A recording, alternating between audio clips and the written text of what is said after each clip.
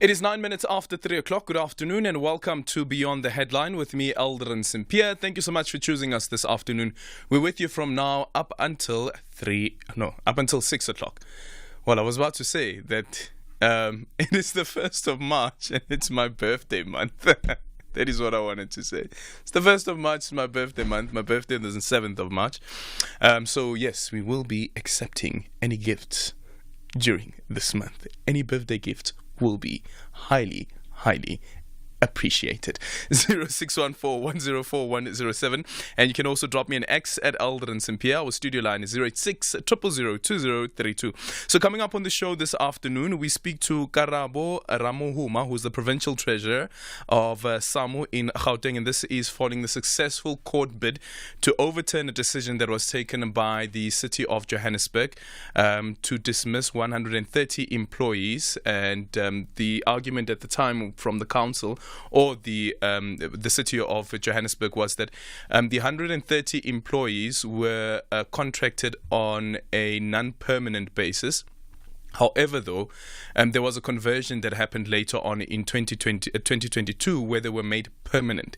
And the city of Joburg then argued that the council didn't have such powers to make the council didn't have such powers to convert their employment status to that of permanent. But now the High Court has found that actually they are permanent. But an interesting thing, though, in the judgment is that while 130 employees were dismissed or the contracts were ended, the court judgment says it's declaring that the second to 78 applicant are permanent employees of the first respondent, meaning that you have 79 people in this particular case. So we'll ask from Karabo why specifically that number and not the entire 130. And then also on the show this afternoon, we speak to Genevieve Partington, who's Amnesty International's Ghana country director. Human rights organizations, including the United Nations, are urging Ghana's President Nana Akufo-Addo not to sign the anti-LGBTQ plus bill. And then at 20 to 4, we speak to Dr. Ray Brink, an attorney and member of the Black Conveyance Association. The organizations representing black lawyers want Minister Ibrahim Patel to gazette the Triple BEE Legal Sector Code. And then at 10 to 4, you may have heard this in the news. Late last night, there's a statement that came from Change Starts Now, which was intending to contest the 2024 elections being led by Roger Jardine, saying that they will no longer be contesting the elections because of the Constitutional Court order. Roger Jardine will be joining us at 10 to 4.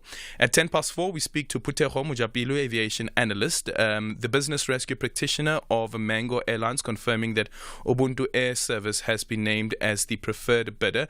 But remember that there's this tussle that has been ongoing between the business rescue practitioner as well as the Minister of Public Enterprises, where the minister had said that he actually wants to see the business plan of the companies that are bidding to take over Mango Airlines. And the business rescue practitioner, we once had him on the show actually, he said that for them it doesn't make sense why the minister would want to have those details, considering that Mango would then be an independent airline, privately owned airline that will be competing, for instance, with an SAA. Which is still state-owned or partially state-owned. And then at 5 o'clock, it is the bonding session. And my co-host this afternoon is comedian David Gao. 0614-104-107. You can drop me an X at Aldrin Sampear. Our studio line is 086 0002032. The only talk radio afternoon drive show that makes sense. Beyond the Headline with Aldrin Sampear, right here on SAFM. It's 13 minutes after 3 o'clock. The South African Municipal Workers Union in the Johannesburg region has welcomed the High Court's ruling regarding the protracted legal battle between the city of Johannesburg and its former 130 employees. The court found that the termination of employment contracts of the employees 2 years ago was unlawful. On the other hand, the city of Johannesburg says it has carefully studied the judgment and will work towards abiding by the court's directive. Karabo Ramohuma is the provincial treasurer of SAMU in Gauteng and now joins us on the line. Karabo, good afternoon and thank you so much for making time for us. Hey, good afternoon, Aldrin, and good afternoon to SFM listeners and residents of City of Johannesburg. Thank you so much.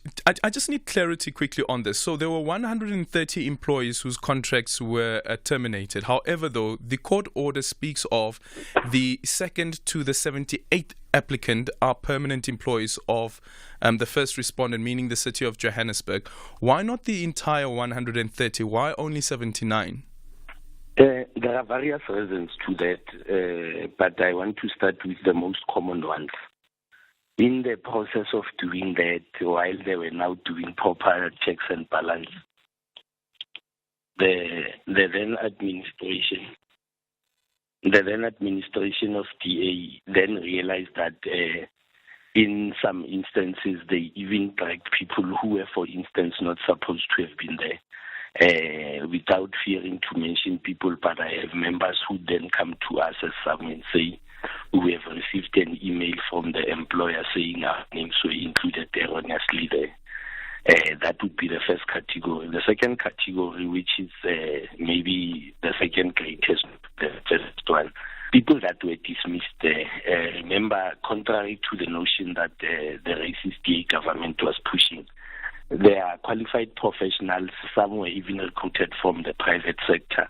Some opted to say, look, on the basis of what had happened, we think it was a mistake to even join the public sector, because in instances where unstable minds like your Palazzi, your Leonods of this world are leading the city, such decisions are taken. We rather go back to the public sector. It's free from political influence. So that would be the second category. We have a few, some would have found a job elsewhere and feeling not to come. Like I know one, for instance, who said I'd found a better a paying job still in government at national or provincial level. And then I know, of course, we'd also had one or two that passed on. So the number was never going to be 130. Famously, yes, it's called 130 because that was the first letters that they issued were to the effect that they want to dismiss 130. Yeah. Okay. So what does this mean then for the 79? Does it mean that the 79 will be reinstated immediately? They, as far as we know from where we are sitting as some, and based on the judgment, not on emotions, they should not have been dismissed. They should be deemed as employed as at February, the same February that we are but 2 years back, meaning too that financially they should still be restored to that position. There's no doubt about that. The judgment may not be speaking eloquently about it, but the effect and operation of law tells us that if the decision was wrong, restorative justice determines and dictates that they must be paid back the monies that they were unjustly robbed by a Zionist government of Palazzi and Leonard, taking instructions in Cape Town, of course, from a matriculous Stenhazen. So does this mean, according to you, that the 79 employees, for all of this time that they have been unemployed, that they will be paid all of the money that they have been unemployed for because of an unlawful decision that was taken by the City of Johannesburg? There's nothing in law or in the judgment that says they should not be paid. They should be paid up to the last cent. Actually, if justice was to be done, they should be paid with interest. Their credit records were messed up. They lost property. People lost marriages. They lost so many things. Family lifestyle or standard of living was reduced, So giving them only what they were paid, in fact, maybe we should have also spoken about that with the court. We did not.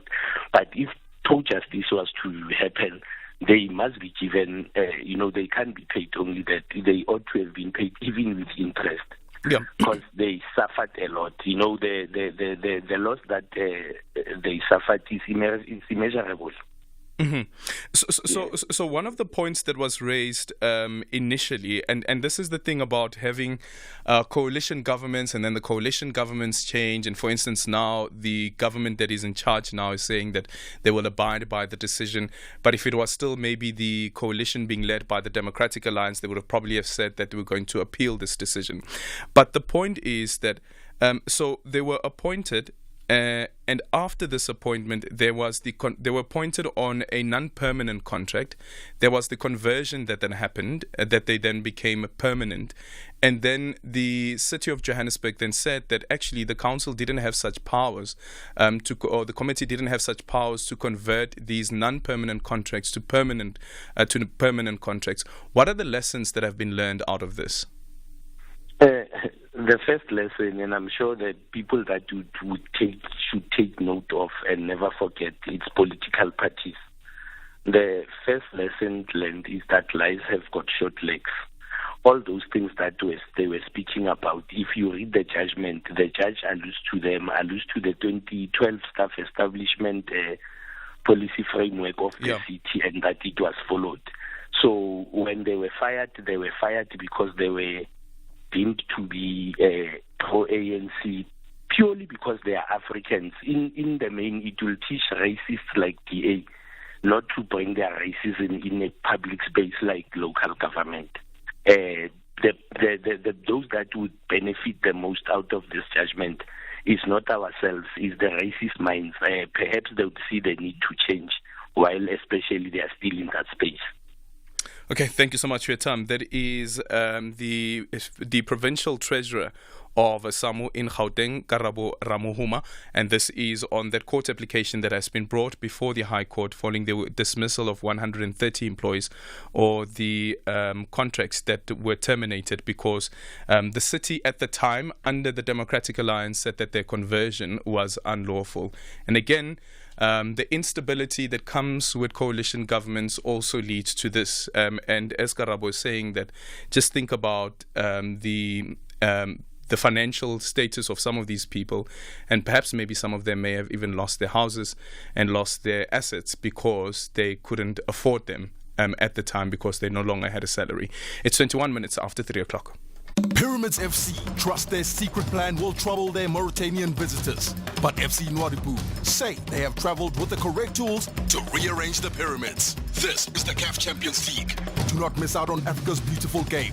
Pyramids FC versus FC Nwadibu on Saturday 2 March at 3 p.m. Live on SABC Sport on DTT Channel 4. Also available on SABC Plus and SABCSport.com. # We Love It Here. Proudly brought to you by SABC Sport.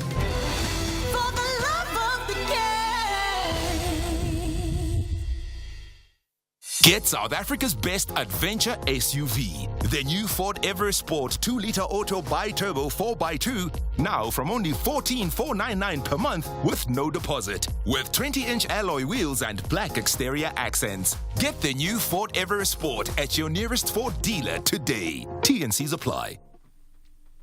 Do you know a young visionary making a difference in South Africa? Sunday World is searching for unsung heroes. From community leaders to tech innovators, we are looking for the young minds driving positive change. Nominate someone who is making waves in education, science, tourism, or any field. Let's recognize and celebrate their contributions together. Nominate your unsung hero now, because heroes deserve their moment in the spotlight. #unsung heroes. #nominate now. #Sunday World. sundayworld.co.za/heroes nominations 2024.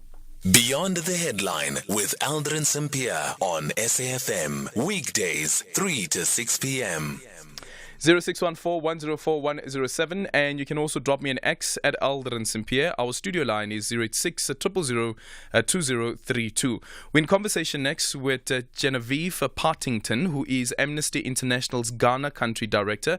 Human rights organizations, including the United Nations, are urging Ghana's President Nana Akufo-Addo not to sign the controversial Human Sexual Rights and Family Values Bill into law. We understand that the bill imposes prison sentence of up to 5 years for the willful promotion, sponsorship or support of LGBTQ activist. Amnesty International's Ghana Country Director Genevieve Partington says the bill is in violation of the right to freedom of expression as well as association. Genevieve, good afternoon. Thank you so much for making time for us. Hi.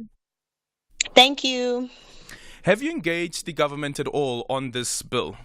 Any level, whether it is Yes. at a legislative level, whether it is at the executive level?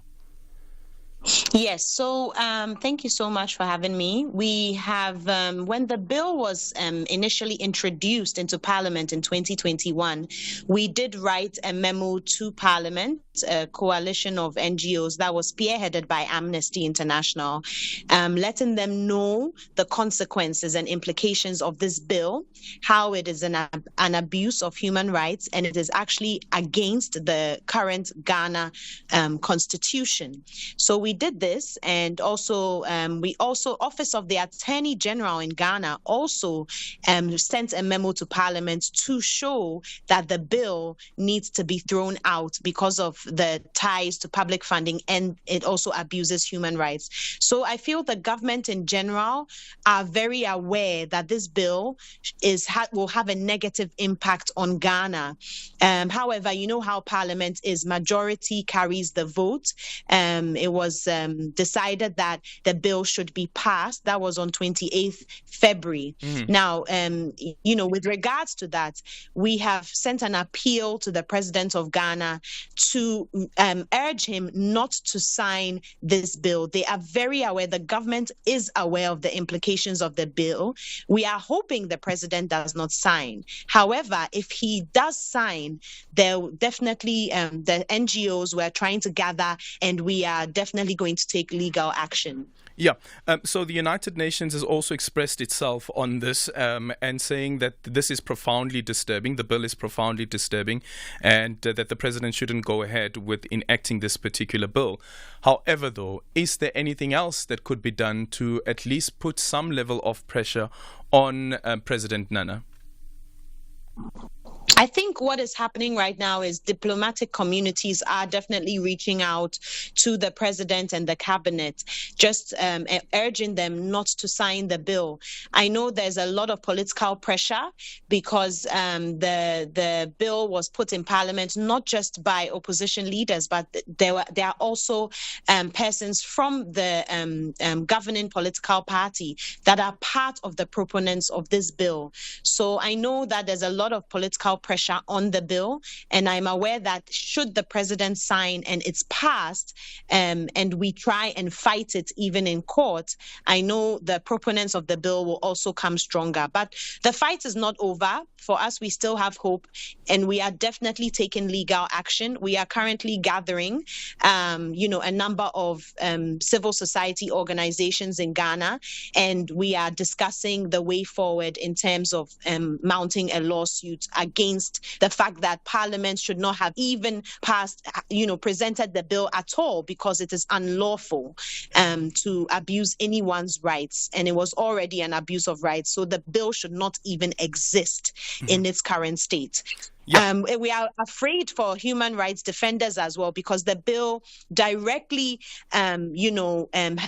serves prison term up to 5 years for human rights defenders. So Amnesty International staff, myself, it's very possible that should the bill be passed, we can be arrested and convicted, for a crime of just, advocating for LGBTI rights. Yeah, I see that the Independent in the UK is reporting that the Attorney General and the Minister of Justice, Godfred Dame, did say that he would not advise the President to sign a bill into law that didn't abide by the Constitution. Did he express Absolutely. to you as well that he believes that it doesn't abide by the Constitution? Absolutely. That is why I'm very happy that the Attorney General's office has come out. They did write a memo to Parliament. They advised Parliament not to continue with this bill. Parliament disregarded that memo and continued. The Commission of Human Rights and Administrative Justice, which is an independent institution in Ghana, also wrote to Parliament, the Speaker of Parliament, and advised them not to pass this bill, to completely kill the bill. And they still disregarded this advice and went ahead with it. So I'm very, very happy that these institutions are coming out and telling Ghanaians the truth about this bill, and it needs to end. We need to make sure that the bill is killed completely. Thank you. Was there legislation before this bill, though, in Ghana that criminalized same-sex relationships? So, in our constitution in Ghana, there's a very vague and general term that says unnatural carnal knowledge. It's very general, very, very vague. So it doesn't refer directly to same-sex relationships. There's actually nothing in our laws that prevents anyone from having same-sex relationships.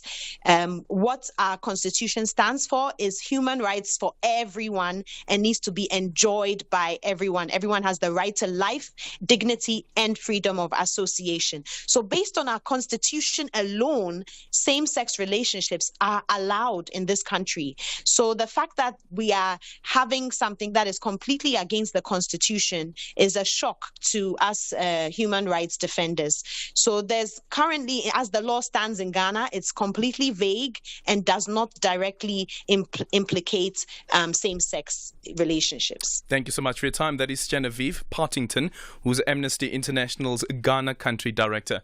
0614-104-107, and you can also drop me an X at Aldrin Sampear. Our studio line is 086-000-2032. It is 30 minutes after 3 o'clock, and it's time for the news headlines with Nomalizo Mandela. Good afternoon. Thank you, Aldrin. And in the headlines, the ANC in Parliament has defended its cadre deployment policy. The party says cadre deployment is an internationally accepted practice. The National Assembly debated the professionalization of the public service. In other news, the ANC Subcommittee on Social Transformation says it will be implementing various interventions to alleviate the high cost of living on ordinary South Africans. The party's Social Transformation Subcommittee briefed the media on Priority 3 of its manifesto at Lutuli House this morning. And the first of 6 planned evacuation flights organized by China has left the town Mae Sot in northern Thailand. The flight was carrying around 150 people who had been working inside scam centers over the border in Myanmar. More on these and other stories at the top of the hour. SAFM, guiding you through the rush hour traffic. And let's see what's happening on the roads with Rob Byrne. Good afternoon.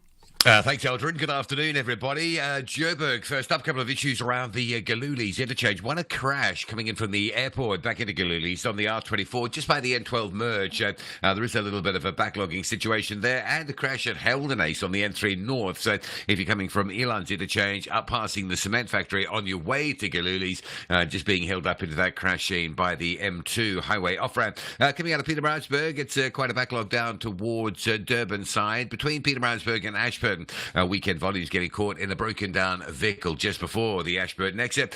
Collision in the roadworks on the N3 out of Durban today at Paradise Valley, so that's already heavy from as far back as the Pavilion Mall area. And Cape Town heads up to some very heavy traffic on the N2 outbound. You can imagine it's weekend and Friday volumes wanting to get out of Cape Town on the N2, and all of that traffic driving into a single lane section for roadworks between Meway and Spine Road in front of Khayelitsha. The backlog is right back past the airport back to Robert Sobukwe. That's on your way out of Cape Town. And if you're driving inbound, there's some roadworks by Bunga, N2 inbound by Bunga Avenue. That's pushing traffic inbound to Cape Town from as far back as Robert Sobukwe. Rob Byrne, SAFM Traffic. This is SAFM Sports with Tumi Nkapele. And Dumi is joining us in studio. Hi, Aldrin. No, you got to give that sports voice. Hi, Aldrin. I remember speaking about Babam Teto's commentator competition. Yeah. Actually, by the way, we are looking for a different date that we can bring him on the show so that he can come and give more details around the competition that he's running. Looking for the next voice that is going to be big in the commentating space. Yeah, and who knows, that big voice might just be commentating derbies, like the rugby derbies, for instance. Exactly. Yeah? A very good afternoon to you. Let's get straight into what's happening in the world of sports, starting with that rugby tip. The Bulls have been boosted by the return of Springbok tight head prop Wilco Low, returning to strengthen the Bulls ahead of the derby against the Stormers in Pretoria tomorrow. And with just 120 tickets left for the sale by midday, the North-South derby is set to be played in front of a sold-out crowd at Loftus Versfeld. Now, Low has recovered from a shoulder injury and started starts in one of 3 changes to the Vodacom Bulls pack. Marcel Coetzee is back in the starting lineup, replacing Cameroon Hanekom, and the Bulls will be without Erring Low for the match. Ruan Vermaak partners Norgia in the second row, and Reinhard Ludwig switching from lock to blindside flank. In football, Kaizer Chiefs will be looking for redemption this weekend when they take on Morocco Swallows in the DStv Premiership tomorrow evening. Defensively, Amakosi have done well in their last 6 matches, keeping 5 clean sheets, but they've been struggling to score goals, and tomorrow they'll be looking to do a double over their Soweto rivals at the FNB Stadium. And centre-back Given Msimango feels that Chiefs need to be wary because the Dube Birds' off-field problems will have no bearing on the results of this game. We read and we hear a lot of things coming out from the Swallows camp. I understand, coming from, obviously I've played for the lower clubs before I was here at Chiefs, that every club faces some form of difficulties at certain points, and it's up to the players, to turn it around. Management can talk, can do this and that, but at the end of the day, the people that step onto that pitch are the ones who can change things for the club. So we're not, I personally am not looking at the difficulties they have faced going into this game, because it's a game of football. Anything can happen. They can draw motivation and inspiration from what has happened over the recent few months at the club, so that doesn't play a role in going into this fixture against them. I feel they have a very good squad. For most of them, or some of them, I've played against. Some of my colleagues, so I understand the quality that's still there, irrespective of the departures and the coach leaving. It doesn't change that they have good players and they have a good coach in Musa. In terms of cricket, Australia took control of the opening test today after a miserable day for host New Zealand left them 217 runs in Wellington, with a mountain to climb to stay in the match. Now, the visitors finished on 13 for 2 in their second innings, with Nathan Lyon not out on 6 and opener Usman Khawaja on 5 after Steve Smith and Marnus Labuschagne departed cheaply. Team Saudi bowled Smith with his third ball and then had the out of form Labuschagne caught behind by Tom Blundell. In motorsport, Red Bull team principal Christian Horner has again denied allegations of improper behavior after a series of alleged messages were leaked. Horner was cleared on Wednesday after an internal investigation into his behavior towards a female colleague. An anonymous email with a link of messages purporting to involve Horner was sent to Formula One personnel and media yesterday, and Formula One and FIA chiefs are set to meet to discuss this investigation. On that note, it's a wrap from my side for now. I'll have more in the next hour. For SAFM Sport, I'm Dumin Khabele. 2 champions will collide as EFC returns live this Thursday. Watch the first title defense of flyweight sensation Gift the Day Walker against the current bantamweight title holder, the legendary Nkazimulu King Shaka Zulu. All hail King Shaka, who aims to join teammate Dricus du Plessis and once more being a 2-division champion of Africa. EFC 111 live this Thursday. Watch it on SABC Sport Channel on DTT Channel 4 from 7 p.m. Brought to you by SABC Sport.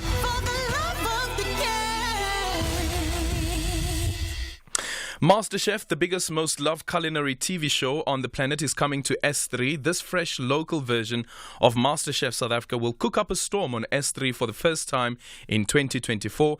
Enter on www.masterchefsa.tv and start prepping for the opportunity to win R1 million and the prestigious title of Mzansi's new MasterChef. Entries close on the 15th of March. Channel A Better You only on S3. Open up. Going beyond the headline with Aldrin Sampear. 0614-104-107. You can drop me an X at Aldrin Sampear and voice notes on 0614-104-107. Our studio line is 086-000-2032. When we come back, we'll be in conversation with Dr. Ray Brink, who's an attorney and member of the Black Conveyancer Association, as we look at their push to get the Minister of Trade and Industry and Competition, Ibrahim Patel, to gazette the BBEE legal sector code.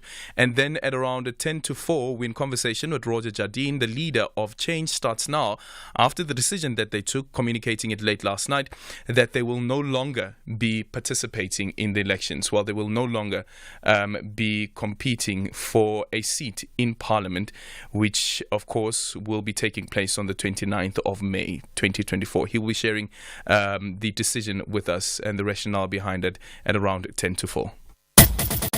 Hashtag SAFMBTH. South Africa. Sunday will. Hi, Aldrin. Aldrin, tell me, there's something I'm missing here. I'm not sure if it's me only, but I don't understand. What is non-permanent contract? Number one. And because I know from employment side, it's either there's a contract has a term. You give someone a contract for a certain term. And then if it's a non-permanent contract, it can't be more than 6 months or 6 years. So what was the probation in it? Because it's supposed to be probation, then you go to permanent. And if you are going to dismiss people and say they were non-permanent all along, what were they working under? It can't be that there's something like called non-permanent. I don't understand. Yeah. Please break it down. Okay. Okay, so the reference to non-permanent, remember, as a permanent person, if you're employed permanently, there is no end date to the contract that you are employed under. You are employed by a company, you're in a permanent contract with the company. There are the benefits, of course, that come with that as well, and also the contribution that is made by the employer. That is a permanent contract. Non-permanent contract is a contract that is fixed for a certain term, which means that only for a certain term would you be allowed to work. The contract runs from, on this particular case, it was a permanent contract for a year. So at the end of the year, maybe the contract would be renewed. This is something that we also have, especially in the entertainment industry and the media industry as well, where you find people have fixed term contracts and not permanent contracts, and then sometimes you find a freelance contract as well. So these 130 people were on a fixed term contract that was then later converted to a permanent contract. So previously it was non-permanent, and now it was then permanent, and that's the decision that was rescinded then by the then mayor of the city of Johannesburg, Mpho Phalatse. If you flow or if you swim against or opposite to the flow of the river, obviously you will get tired. This is the day and age of human rights. This is Laodicea. So, as much as I agree with the Ghanaian leader, Mr. Nana, and the Ugandan leader, Mr. Museveni, for their stand against some of the rights, I know some rights are godly and others are ungodly, but in this case, I don't think they will win. But may the Lord bless them, for we know their stand. Mopologwan. Hi, good afternoon, Aldrin, and your entire production team there. This is Flores from the Western Cape. Aldrin, can you please ask Roger Jardine with regards to the funding that they received from the Oppenheimers? They've declared the most funding received. So what is going to happen to that 16 million now? Are they going to keep it for the next election in 5 years' time? Or how's it going to happen? Because I think your funders expect something in return. So yeah, I was just wondering, since they have the most money that were given to them by funders, what's going to happen with that finances? Thank you. Have a good. Yeah, I think you may be confusing them with Rise Mzansi. Here we're speaking about Change Starts Now, and not Rise Mzansi. With the declarations that came through yesterday, the highest declaration came from Rise Mzansi, not Change Starts Now. I nearly said Change Ends Now. 0614-104-107, and you can drop me an X at Aldrin Sampear. You are listening to Aldrin Sampear on SAFM. So following last night's, that's not the story that we're going to. We're going to this one. Yeah, several organizations representing black lawyers have approached the Pretoria High Court demanding that the Minister of Trade and Industry and Competition, Ibrahim Patel, gazette the BBEE Legal Sector Code. They want the issue of inequality in the legal profession to be resolved as soon as possible, as they argue that it remains a major concern. Joining us now is Dr. Ray Brink, who's an attorney and member of the Black Conveyancer Association. Dr. Brink, good afternoon. Thank you so much for making time for us. Good afternoon, Aldrin. Thank you for having me. So after the conversation that was held with the Minister of Justice and Correctional Services and the documents that were then forwarded to Minister Patel, what happened? Well, to put it simply, nothing. So the documents were delivered in October of last year. The Minister of Justice has approved the Legal Sector Code and gave all the necessary memoranda and proof of the processes that all the processes were followed as required by law.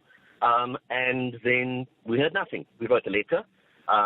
We did not get the courtesy of reply. We wrote a letter of demand, crickets. And so we really had no other choice but to approach a judge to order that the minister to do what it is that he must do by law. Okay, let's now explain to our listeners what we're dealing with here. The BBEE Legal Sector Code, what exactly is it, and what is it that you're trying to achieve with it? What is it that you're trying to fix with the current system that is in place?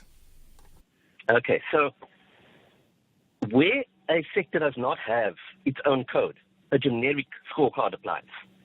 And that generic scorecard does not work in the legal profession. Just one simple example where it does not work is a large firm that is overwhelmingly owned by white lawyers can employ low-level staff of color, and when they do the scorecard, it appears as if they are transformed, whereas in fact the attorneys are not transformed at all. So that is the problem with the generic scorecard. What we're wanting is to put in place a sector code which will measure the transition and the level of transformation of a law firm in a fair way. So the previous one has not worked. To just give you some simple stats, the LPC tells us that in law firms of 15 or more partners, 75% of them are on average white, that the largest majority black-owned firm has 18 partners, of which 11 are black, and the largest majority white-owned firm has 396 partners. So it shows you that large firms are untransformed and black firms are stunted. So what the Legal Sector Code will do is it will create the conditions for true transformation in law firms so that we don't get the situation like we did in Mota's court, where entire teams of simply white attorneys will get the best quality work supported by the corporates and by the SOEs, and black lawyers simply are left with the scraps and the cheap work. So thanks for that example with Judge Mota. So let's look at it. So there you have Brand Essie as well as the co-counsel standing before Judge Mota. If there was a sectoral code in place, what difference would that have made? And I know here we're speaking about this is the state attorney, and you say that the state attorney has at least tried to ensure that there is transformation. Your biggest problem is with the SOEs. But let's say that they were representing an SOE. What difference would a sectoral code have made in that particular case? Well, firms are appointed based on having to comply with certain levels within the scorecard. So if a firm is not transformed enough, it will have a high level, whereas a transformed firm has a low level. So, for example, a completely 100% black-owned company will have a level 1. So where the state or where a large corporate says, we only do business with levels this and lower, because remember, who they do business with affects their scorecard in turn. So that is the ripple effect which happens. So the net effect would be that the large firms would be forced to truly transform in order to continue getting good work, And by thus transforming, they would also have legal professionals of color, larger numbers of them, inside those firms.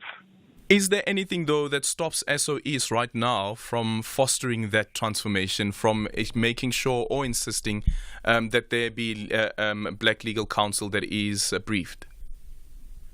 Well, look, I can't really speak to that, but I think the point is the state has levels at which it is meant to appoint counsel, and the attempt of the Legal Sector Code is to ensure that those levels are meaningful so that we are having a fair and equal chance at good work.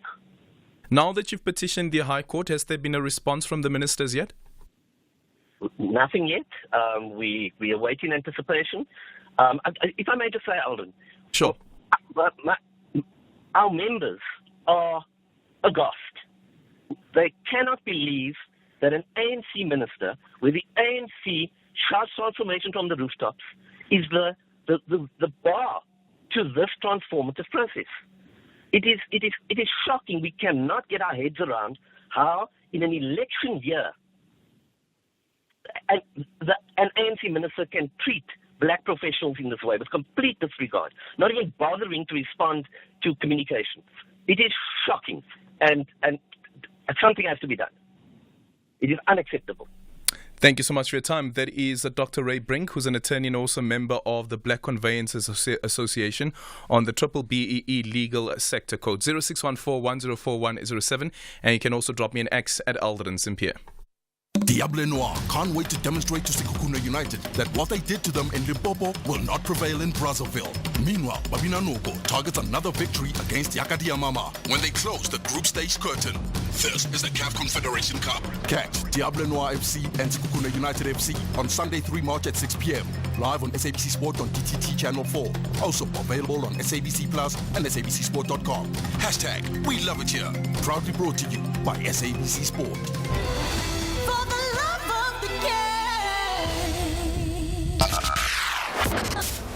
And welcome to BTH Idols. My name is Dileka Mabuya from Port Elizabeth, Walma, and I'm going to be singing a song called Lord, I thank you for sunshine. Lord, I thank you for sunshine. Thank you for rain. Thank you for joy. Thank you for pain. It's a beautiful day. It's a beautiful day.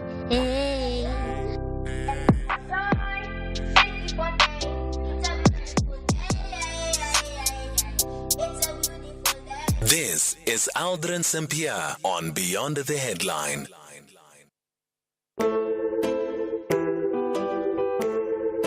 Forthright and hard-hitting Aldrin Sampear on SAFM.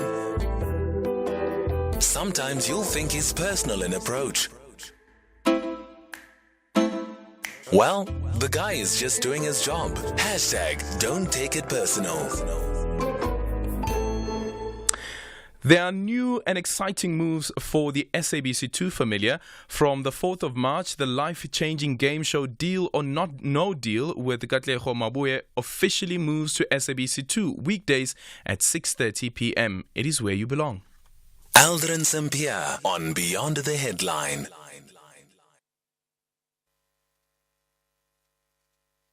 Hi, Aldrin. Evelyn here. My question is, the deceased people, will their beneficiaries also be compensated for the time being dismissed to the time being deceased? Yeah. Okay, that's actually an interesting one. I've never thought about it. If there is any labor lawyer perhaps out there listening into the conversation, do you have an answer to that? Of the, let's say, the 79 respondents who have now, or who should be now reinstated by the city of Johannesburg, if any one of them has passed on following that decision or during the period of the litigation, does it mean that the family of the deceased, the beneficiaries out of the person's estate, would actually be what's the right word? Would actually have the right to claim the salaries that were outstanding and the salaries that need to be paid back, or what happens? What happens in that particular case? Is the city of Johannesburg obligated to pay the family of the person who has deceased during the period of litigation? You are listening to Aldrin Sampear on SAFM, weekdays 3 to 6 p.m. 0614-104-107. You can also drop me an X at Aldrin Sampear. Our studio line is 086-000-2032. So following last night's announcement that the newly formed Change Starts Now party will not take part in this year's upcoming provincial and national elections, we hear from the party's leader, Roger Jardine. According to him, the Constitutional Court's refusal to hear a matter on the signature requirements for unprecedented parties forced the party to pull out of the elections. And Roger Jardine now joins us on the line. Roger, good afternoon. Thank you so much for making time for us. Great. Thank you very much. Thanks for having me. Okay. So is that the sole reason that you have pulled out, the Constitutional Court ruling? Yeah, Change Starts Now started in December. It's February now. The matter for independent candidates was heard by the court in December, and that matter was ruled on. But it wasn't resolved for what's called unrepresented parties, meaning newer parties. And the signature requirements are quite onerous. We were collecting signatures, but we took the decision that it's probably not practical for us to proceed. And basically, it's fundamentally prejudicial in the sense that it requires a lot of signatures, and then the people signing these forms, and these forms that are required to be signed, were promulgated on the 1st of February. So the time frame is very tight. It also requires people to put their ID numbers and their names, which also violates ballot secrecy. So, the court has to do what the court has to do. But these onerous conditions were placed on the electoral system, and we are where we are now. But with the ID documents or the ID numbers that are required, how do you think it's in violation? Well, your vote is your secret, right? Yeah. So when you sign a document and you deposit it at the IEC, it can be inspected.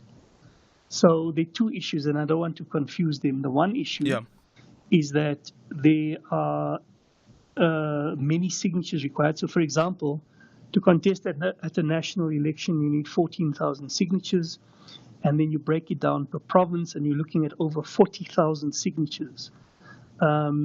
So, for a new party like us, that's a big ask, and we took a practical decision that, given the fact that the court decided the matter wasn't urgent, that it's probably the best thing for us to not contest these elections. Did the party at all discuss the possibility perhaps maybe of saying, let's look at a specific province where we could garner some seats so that we can also be in a provincial legislature and get the experience that is required? No, we looked at the entire country. We did obviously look at a national ballot and perhaps specific provinces, but we didn't look at one province only. All right. So now you say that you'll be supporting other political parties. What does this mean? Well, what we have done in a short space of time is to craft a vision for South Africa. We published our manifesto, the Change Charter, which we call a Manifesto for Hope. The cornerstone of that manifesto is that we cannot wait in a linear fashion to solve the social time bomb. We see people are dying of hunger and malnutrition, and at the same time, our economy is also in free fall. So in our charter, we've set out a vision for how we can deal with the economy and concurrently deal with the pressing social challenges. So as we look to other parties that are contesting, we will be seeing what their vision is against what we're saying South Africa requires. Does this mean that you'll be identifying a certain political party that Change Starts Now would be backing? Well, we haven't done that specifically in this announcement, but we'll certainly be reviewing what's on offer from other parties. We're not going to prescribe who South Africans should vote for, But we do continue to say that this is a very important election. One reason why I became involved in this is because I thought this election is crucial. It's an inflection point for South Africa. And, what we will say is when South Africans vote, we must all think carefully of the consequences of our vote, because it will make a difference to what the next 5 years look like. Okay. Then because you have the Change Charter now, but then the money that you've raised from this pursuit, what happens to that? Well, look, we've been going since December. We will now reconcile where we are, and then we'll make disclosures to the IEC on where we derive those funds from. And where there's anything left, we'll have to return that money to a donor. Return the money to the donor. Are you able to tell us how much to the donors? How much did you raise so far? We will make that disclosure to the IEC, and we'll take it from there. Okay, you're not able to tell us how much you've raised so far? Okay, thank you so much for your time. Roger Jardine is the leader of Change Starts Now, 0614-104-107, and you can drop me an X at Aldrin Sampear. Studio line is 086 000 2032.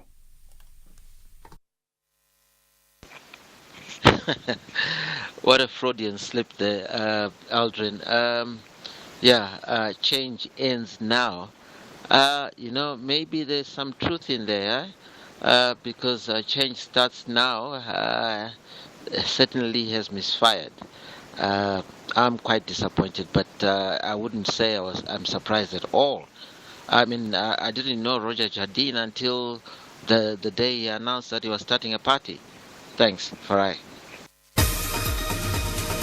Independent and impartial. This is SAFM News. In top stories this hour, ANC defends cadre deployment policy and Chinese evacuated from scam centres in Myanmar. Good afternoon. ANC in Parliament has defended its cadre deployment policy. The party says cadre deployment is an internationally accepted practice. ANC MP Teliswa Mgweba told a debate on the professionalization of the public service in the National Assembly that the party uses cadre deployment in pursuit of its agenda to advance transformation. She says the DA's campaign against cadre deployment was defeated when the High Court ruled recently that there is nothing wrong with political parties influencing the policy direction of government. Cadre deployment is a universally accepted practice. In the context of the ANC, we deploy cadres who have the requisite skills, qualifications and competencies to pursue our agenda of transforming society. The deployment of cadres in the ANC is informed by the development, deployment and accountability in line with the obligations of the ANC Constitution and that of our country. Meanwhile, the ANC Subcommittee on Social Transformation says it will be implementing various interventions to alleviate the high cost of living on ordinary South Africans. The party says interventions in this context includes expansion of VAT exemptions on certain food items, deepening the social security system, strengthening cooperative banks to support small-medium enterprises, and convert the social relief of distress grant into a national minimum wage. Chairperson of the ANC Social Transformation Subcommittee, Zweli Mkhize, explained priority 3 of the ANC's manifesto at a media briefing at Luthuli House this morning. Around the area of a national minimum wage, the focus will be about trying to make sure that it is sensitive to inflation and so it doesn't actually create a distorted situation where the national minimum wage is not able to give relief in line with the inflation. The other area which is also a matter of concern raised by the youth and the student is the student accommodation that has to be kept because there's a lot of price gouging that has been identified at that particular level. The manufacturing sector improved in February following a very poor poor start to the year. According to the ABSA Purchasing Managers Index, headline PMI rose from 43.6 points in January to 51.7 points. Economists say while the increase is welcomed, business activity remains more subdued. Notando Magudulela reports. The main drivers of the 5 subcomponents of the PMI, only suppliers' performance is above 50. A reading below 50 is indicative of the sector being in contraction, while one above 50 shows expansion. Export sales increased after 3 consecutive declines. This resulted in new sales bouncing back after a significant deterioration the previous month, and purchasing prices rose for the 3rd consecutive month in February. Economists say should these high purchasing price index readings be sustained, there might be some upside risk to the factory gate inflation outlook. 12 suspects have been arrested at Namakwa district in the Northern Cape during Operation Vala Umgodi, which is aimed at curbing illegal mining. The police received information regarding 2 cars transporting zamazamas. Upon the arrest of the suspects, police found equipment used for mining. The arrested men are expected to appear in the Port Noloth Magistrates Court soon. Provincial spokesperson Sergio Kok explains. The police received information regarding 2 vehicles that were transporting illegal miners. The team operationalized the information, patrolled around the mining area, and spotted the 2 identified vehicles. The team apprehended 12 suspects and confiscated 2 vehicles believed to be used in the commission of the crime: sieves, spades, chisels, hand hammers, and a 20-liter container with diesel was also seized. The suspects will appear in the Port Noloth Magistrate Court soon. And the first 6 planned evacuation flights organized by China has left the town Mae Sot in northern Thailand. The flight was carrying around 150 people who had been working inside scam centers over the border in Myanmar. Authorities from China, Thailand and Myanmar on Thursday coordinated the release and transfer of 1,200 people who had been trapped in scam compounds in Myanmar, the vast majority of them being Chinese nationals. The BBC's Jonathan Head has the details. These scam centres proliferated in new economic zones operating under the protection of ethnic Karen insurgents, both those fighting the Myanmar military government and those allied with it. Chinese pressure has forced these groups to disown the scam operations, in which people from all over the world were lured and then forced to work. They generated billions of dollars, both for Chinese underworld crime syndicates and for the various armed groups operating along the Thai border. They will now need to seek new sources of income to fund their armies, many of which are caught up in the escalating civil war in Myanmar. And recapping our top story this hour, the ANC in Parliament has defended its cadre deployment policy. The party says cadre deployment is an internationally accepted practice. The National Assembly debated the professionalization of the public service. Headlines at the bottom of the hour. For SAFM News, I'm Nomalizo Mandela.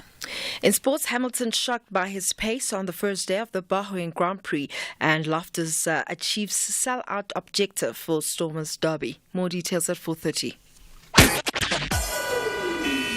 SAFM, guiding you through the rush hour traffic. Pretty heavy queues getting up through Midrand. Today on your way slowly to Pretoria, a breakdown near the New Road exit and a crash just a little bit further up at Olifantsfontein. Net result, traffic already back into the Buccleuch interchange. A crash on the N3 southbound just by Heldon so coming from Edendale down through Bedfordview. That's busy. That's the second queue because there is a breakdown at Limbro Park. So your first queue off the Buccleuch interchange down through to Alex is that breakdown. Then there's the collision at Heldon. So 2 backlogs on the N3 to work through. Talking of the N3, if you're going out of Durban towards Pietermaritzburg's crash at Umlas Road, that's already pushing traffic back to Camperdown. And on your way to Durban, a breakdown between Market Road and Ashburton, and that's a heavy backlog coming off the Pietermaritzburg bypass. Heading out of Cape Town today, a collision scene on the N2 just before the R300. Keep in mind some big volumes out of Cape Town on that route on a Friday afternoon, and it's backlogging to the N7 Jakes Kerwell Drive exit. Once you've got past that, the traffic stays quite busy passing Khayelitsha, and then it gets really heavy again. Big backlogs from Macassar all the way through to Victoria Street in the Somerset West area. Rob Byrne, SAFM Traffic. Like what you hear? Enjoy more of your favorite SABC content on the SABC Plus app today. The SABC Plus app brings you all of SABC content from radio to TV on one platform. You can also stream some of the biggest sport matches whenever and wherever you are, courtesy of the SABC Plus app. Simply download the app on your chosen app store or register on www.sabc-plus.com. And start binging today. SABC Plus, still home. Some say, Emato Daipeli. Others are saying, UX Ongasoveli. Black and white, tackles, gold and black in the DSTV Premiership. This is the Soweto Derby, Mzansi's biggest football jamboree. Sazoshuba, Amapaganea versus Amakosi on Saturday, 9 March at 2:30 p.m. Live on SABC 1 and SABC radio stations. Also available on SABC Plus and SABCSport.com. Hashtag We Love It Here. Proudly brought to you by SABC Sport. For the love of the game. SAFM has signed a code of conduct that is enforced by the Broadcasting Complaints Commission of South Africa. Under the code, we are committed to giving news that is accurate, comment that is fair, and programming that is not harmful, does not amount to hate speech, or contain violence or explicit sex. If you think we are not living up to that code, then you can inform the Broadcasting Complaints Commission of South Africa. Direct any complaints in writing to the Broadcasting Complaints Commission of South Africa. PO Box 142365, Craig Hall 2024. Fax to 011-326-3198 or an email to bccsa@nabsa.co.za. For more information, please visit www.bccsa.co.za. 5, 4, 3, 2, 1. 10 past 4. 10 past 4.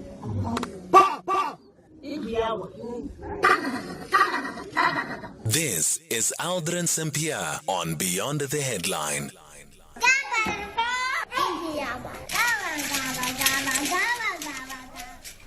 It is 10 past 4 coming up on the show in this hour. We speak to Puteho Mujapilu, who is an aviation analyst, as we look at the revelation that has come from the business rescue practitioner of Mango Airlines that Ubuntu Air Services has been named as the preferred bidder interested in purchasing out-of-commission airlines. And we'll be speaking about that and, of course, what transpired in Parliament early this week, where the Minister of Public Enterprises, Minister Pravin Gordhan, asked that MPs be briefed in camera and that MPs also sign non-disclosure agreements, and this is in relation to the deal with Takatso Consortium as well as SAA. So that conversation is coming up in the next short while. And then we're also speaking to the Minister in the Presidency to speak about the National Planning Commission that actually has a lekgotla that started today and it runs up until tomorrow. So we'll be speaking to Minister Ramokgopa, who will be joining us in the next short while. 0614-104-107, and you can also drop me an X at Aldrin Sampear. Hashtag SAFMBTH. Good afternoon, Aldrin Sampear and your beautiful team of producers. My name is Mpepompereni from Limpopo, Mukumbani village. Aldrin, I just want to congratulate your birthday before the date.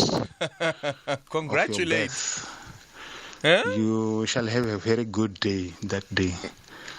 You know what? This month of March, so many things happened. I would like to remind you one of the things that happened a long time ago, 1995, on the 17th of March. Did you still remember that Philly Collins happened to be in South Africa on the 17th of March? And he staged a concert called Far Side of the World. One of the best. SABC showed us that concert live. Thank you so much. Unfortunately, I have no recollection of Phil Collins performing in SA. Good afternoon, Aldrin and Gamo from Centurion. I'm a bit baffled, or confused rather, by the gentleman from Change Starts Now. They started their party in December, and And now they are only realizing that they are not going to be able to get the number of votes that they need, or signatures. In order to make it. What did they think was going to happen? I mean, you start a party in December, and we were all suspecting that elections would be somewhat around May. I'm a bit confused by this. And the other thing, the issue about ID numbers being, having to be valid in order to vote. How else are we going to verify that these are legitimate South Africans voting and that there are not multiple votes being cast by one individual? He's causing a confusion, honestly. Perhaps I did not understand. Please explain, Aldrin. So he says to sign with the required signatures that are required to participate in these elections. Adding a person's ID number would mean that you violate their right to secrecy around the vote is their secret. It's the first time that I'm hearing about this. It's the first time that anyone has raised that as a concern. But here's the thing, though. When you start a new political party, you need to be able to prove, this is also for the IEC, that these are legitimate people that have signed here. And you prove that also through the signatures. And the signatures, the ID numbers. And the ID numbers would also determine whether these people are actually registered voters as well. I don't know how they're going to work around that, because that is actually a requirement. And remember that even with the voters roll, has people's addresses as well. And there was another party that raised a concern around the POPI Act, and I said, but remember the information regulator had said before that it doesn't apply when it comes to the voters roll, because legislation actually requires that the voters roll includes the address as well. 0614-104-107. Look, it's not more about money you have, and I think Jodine misunderstood politics in South Africa. South Africans are very sophisticated. You may underestimate them. That is why we are going to coalition, because ANC is not really doing what they do, because they're just trying to split their party vote. And it's not only about the money and the connection in political economics. It's all about constituency, the reputation. What have you built in the past? Look at Tembago at APC. They moved from PAC, Mutsuku, Peku, Doctor. They also killed it, PAC. Where are they going now? Look at Ahang SA. It's very difficult out there. Political life is difficult. And the proliferation of many other smaller parties are going to eat from them. And the MK, people may think it's going to eat from ANC. No, from many parties. Yeah. So most of them are going down. It's better that they didn't start. Actually, the recent by-elections in Mpumalanga has proven that as well, that the MK party is taking from other political parties as well, not necessarily just the ANC. Hi, Aldrin. The lawyer representative wanting triple BEE on SOEs is too late. By the end of Cyril Ramaphosa's second term, the word SOE will not exist. That is why the last remaining one, being the power utility, has been broken down into three parts to enable private ownership to come in. So what needs to happen now is to say, what can we impose to force these private companies to work with black professionals? And then maybe we look at a system that taxes them higher if they don't work with black businesses. Because as black people, we are qualified and we now have the experience too.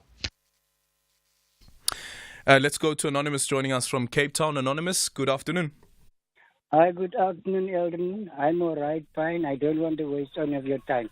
The reason why I'm calling SAFM is because of the fact that as a 77-year-old pensioner, we here in Cape Town, we have a problem with regards to our pension payouts. We have been paid out last month, the 2nd of February. Now, tomorrow is the 2nd of March, which means it's 30 to 31 days. But we will only get paid on the 5th, which means that is another 3 or 4 days behind, or how do you call it? Now, I'd like to know what is the system, what is the reason that social services has now changed our dates from the 1st of the month up, like now, up until the 5th of the month. Some of our people have got debits that go off and things like that.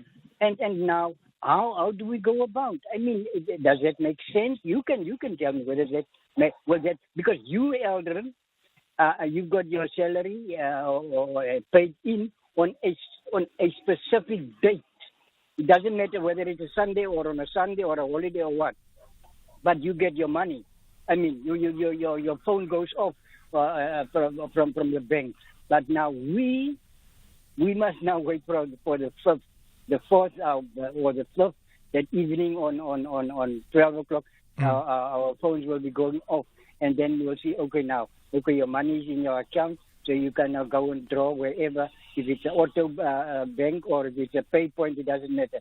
Now you see, that is a problem. I have a serious problem regarding that, and it's not only me. I'm phoning because I've been speaking to a lot of other pensioners, and they also don't understand why is it that this date has been changed from the 1st and that it's now the 5th of this month. Does it make sense? Which means we have, like me, I'm going to put it bluntly. As such. I now have to suffer another weekend without a proper meal. And then I must wait until next Tuesday to have a proper meal when I get my money paid in my account. Does that make sense? Does it give me the courage to go and vote? Or I mean, does that make sense? And I spoke to somebody a few minutes ago, and I said, these people, these 300 candidates on the ballot paper, where do they come from? Why? I admire, and I told my friend, I admire Mkante and Becky. When they got out of the party, they didn't went and form a party of themselves. They stay loyal unto the ANC. Now, why can't the other people within the ANC do the same? I mean, just to walk out, go form your own party. I mean, but that's not my point. That's for another day. But my point is regarding this pay-out date of our pensioners' pensions. That is my okay. That is my concern. Let's go. We'll try and find out from SASA Anonymous what the issues are around the change of payment dates. But just a quick explanation from at least my knowledge in terms of people who get salaries is that if your salary date is on the 25th of the month, if the 25th of the month falls on a weekend, you will get paid the day before the 25th of the month, the last weekday before the 25th of the month. So it doesn't mean that you get your payment exactly on the 25th of the month. But we'll try to get a hold of SASA and find out why they've changed those dates. ES Tunis is adamant a win is non-negotiable in front of their home fans against the Sudanese Giants. Meanwhile, Al Hilal is inspired that the best conclusion of the group stage is to triumph on foreign ground. This is the CAF Champions League. Witness Africa's beautiful game. ES Tunis clashes with Al Hilal on Saturday 2 March at 9 p.m. Live on SABC Sport on DTT Channel 4. Also available on SABC Plus and SABCSport.com. Hashtag We Love It Here. Proudly brought to you by SABC Sport.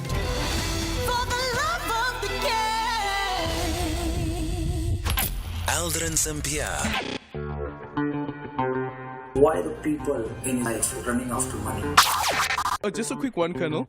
So if I get on the scene and there's money that's floating around and I take that money, am I guilty of a crime? Or am I committing a crime? Yes, you are committing a crime. That's not your money. And it's just floating in the air. It is not your money, Aldrin. It's supposed to be part of the money that was going wherever it was going or being taken back to the depot. What happens if it floats into my car and I'm driving a convertible? It's still not your money. As a law-abiding citizen, you should take it back to the car. It's wrong to assume that everybody is running after money. It is just that. Hashtag SAFM BTH. 0614-104-107. You can also drop me an X at Aldrin Sampear, and our studio line is 086 000-20322. Anonymous, who just called, we managed to get a hold of Paseka Litsatsi, who's the spokesperson for SASSA. So we'll be speaking to him just after we conclude this conversation with the Minister in the Presidency of Planning, Monitoring and Evaluation, Marupini Ramokgopa. Today, the National Planning Commission is hosting a 2-day strategic lekgotla where the advisory body will measure what strides the nation has made in its quest to achieve the NDP Vision 2030. The chairperson of the NDP addressed the commissioners and outlined that the 30-year review of South Africa's democracy established whether the development programs that have been implemented are improving the lives of ordinary citizens.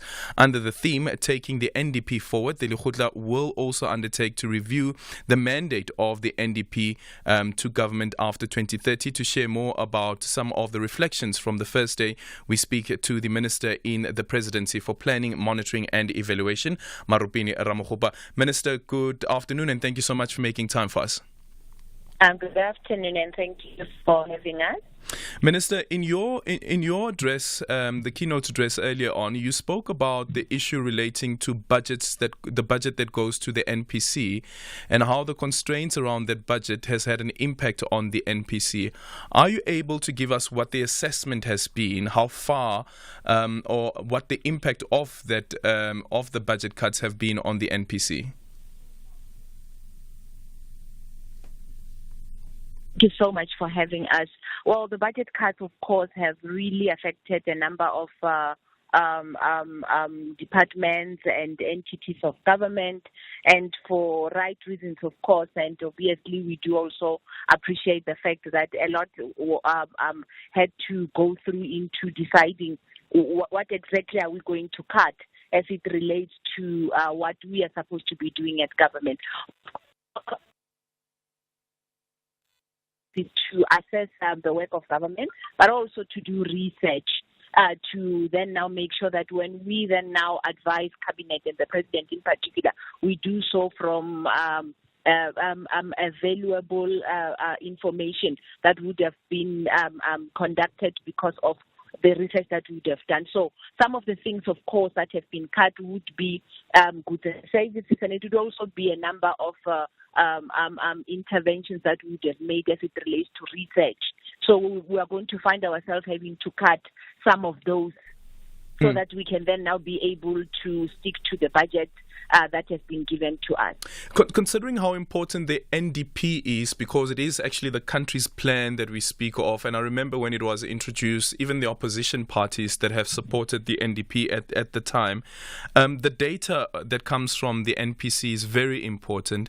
The research that's being done is very important because it also informs around how far we have come, what has been achieved so far, but also informing the policy decisions that are eventually taken and the work that you're doing in your department. And when you have budget cuts, what does that do then to the credibility of that data, the research? What we have decided to do is that we are going to prioritize, of course, or which research are we going to concentrate on.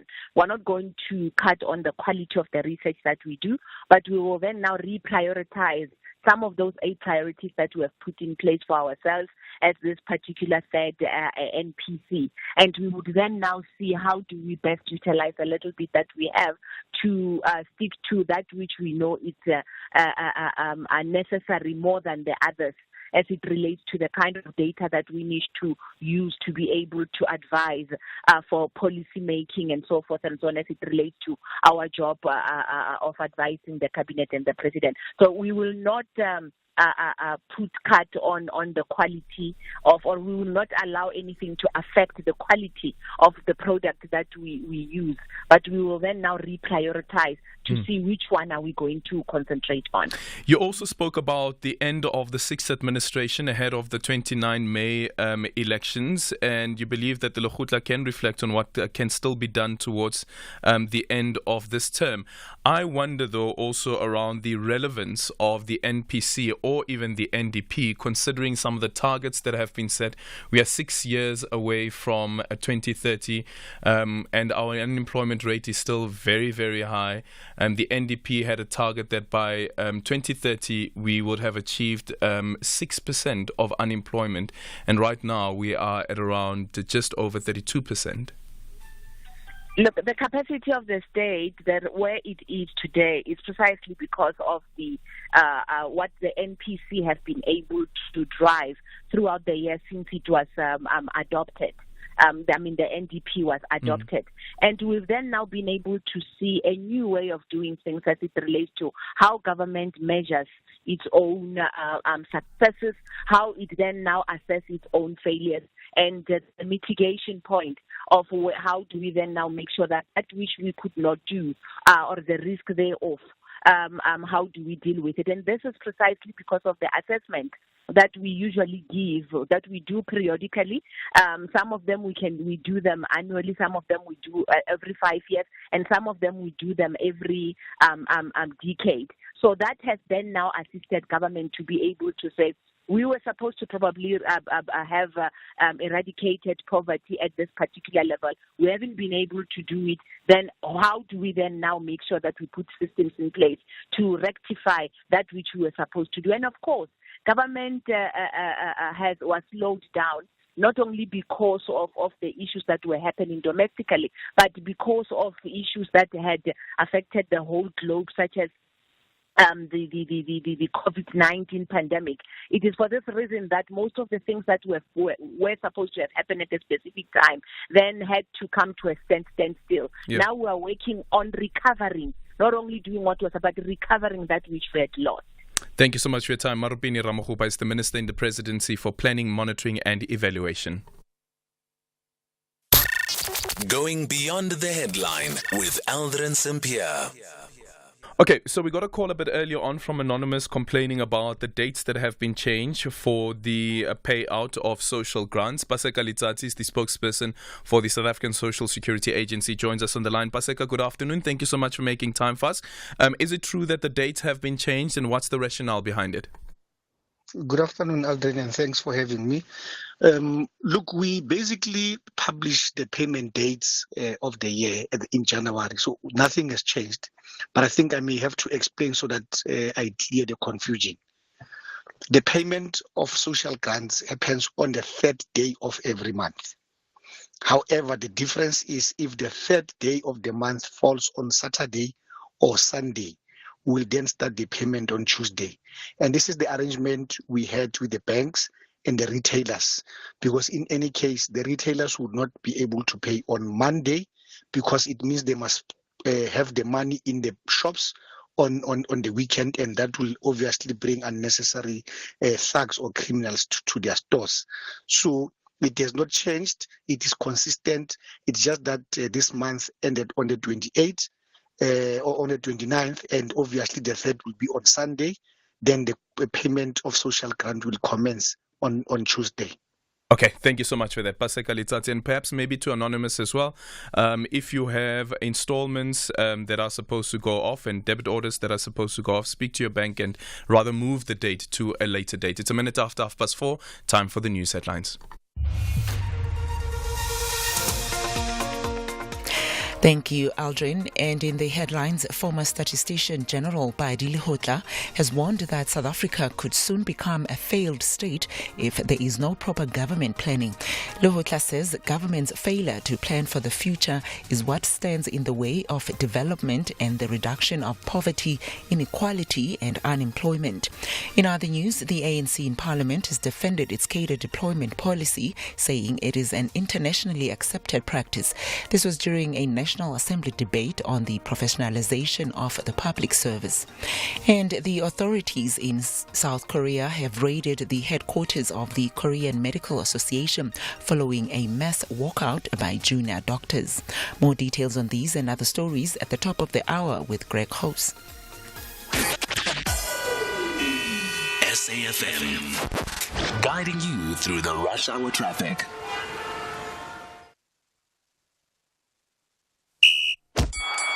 This is SAFM Sports with Tuming Khapele. In your sports this hour, Vodacom United Rugby Championship derby between the Bulls and Stormers will be played in front of a sold-out stadium, and the almost 50,000 strong crowd will be close to a record for a pool game in the competition. According to the Bulls, there will be around 51,000 fans watching. A massive part of the attraction for those going to Loftus is not just the rivalry, but the quality of the players in both teams. The Stormers boasting 7 Springboks, 5 World Cup winners, and 4 new Springbok alignment camp invitees, while the Bulls surprisingly have 11 fully capped Boks, 4 World Cup winners, and 2 new would-be Springboks. In motorsports, Lewis Hamilton admitted that it was a shock to finish the first day of the Formula One season at the top of the timesheets as Mercedes showed surprising pace at the Bahrain Grand Prix practice. Most had expected Red Bull's Max Verstappen to dominate yesterday's second session, which took place in the same evening conditions as qualifying and tomorrow's race will be, but Hamilton led a 1-2 from Mercedes teammate Russell. While Hamilton warned that he expects Verstappen to take strong pace, Mercedes appeared to be genuine contenders for pole position in qualifying.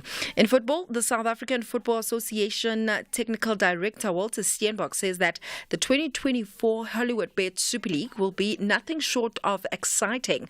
The 6th edition of the National Women's League was launched at Safa House this morning, and it's set to resume from tomorrow. Just from last season, the league saw a total of 720 goals scored, and Mamelodi Sundowns ladies claiming their 3rd successive championship title.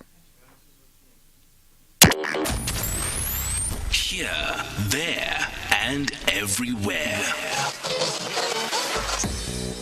SAFM 104.4 Competitiveness not only helps the players themselves, but it rubs onto the players who are going to play for Banyana. Banyana are on their way now to the Olympics.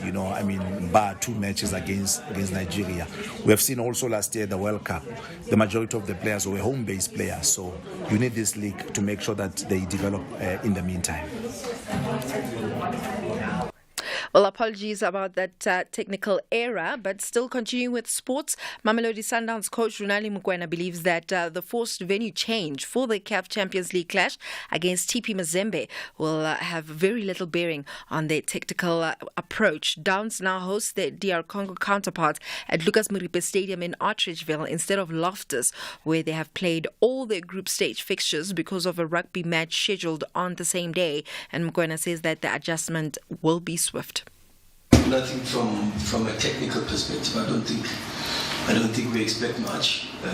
Fortunately, we used it earlier in the season as our home ground, so we're quite familiar with the turf.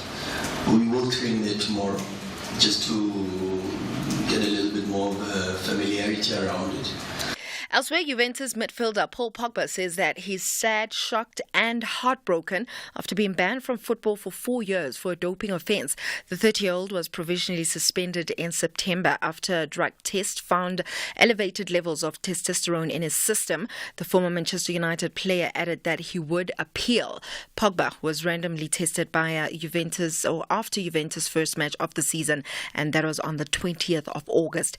Ending things off with tennis, 6th seed Casper Ruud came from 1 set down to beat Ben Shelton 6-7, 6-4 and 6-4 to reach the ATP Mexico Open semi-finals. The Norwegian will face Denmark's Holger Rune for a place in the final. With that said, it's a wrap from my side. For SAFM Sport, I'm Dumin Khapele. Top Sport with Michael Abramson. Udiski Times journalist Letabo Khanyago. Banyana doing the business, and now a 2-leg match against Nigeria remains for a place at Paris. The 2 top-ranked teams in Africa, only one of them can go ahead. And you're right, yesterday wasn't the very best, of showing that, Banyana could do. But also, I suppose, after the first leg that we were leading 3-0, it was pretty much wrapped up, So I suppose coach wanted to give, some of the players a little bit of a run. So Asanda starting there, even some of the girls that have been starting in the qualifiers last year that were played ahead of the Nukumato that wasn't available, for them to still get a little bit more experience. Seeing that the team also is still missing a chunk of, the core players, some of our players. Top Sport on SAFM. Economic news on SAFM. Facts and figures you can count on. And it's time for a market update with Paswana Mpatlele, Senior Portfolio Manager at Markweb Fund Managers. Paswana, good afternoon. Welcome to the show. Tell us about local and international market developments. Good afternoon, Aldrin, and to all your listeners. Happy Friday, guys.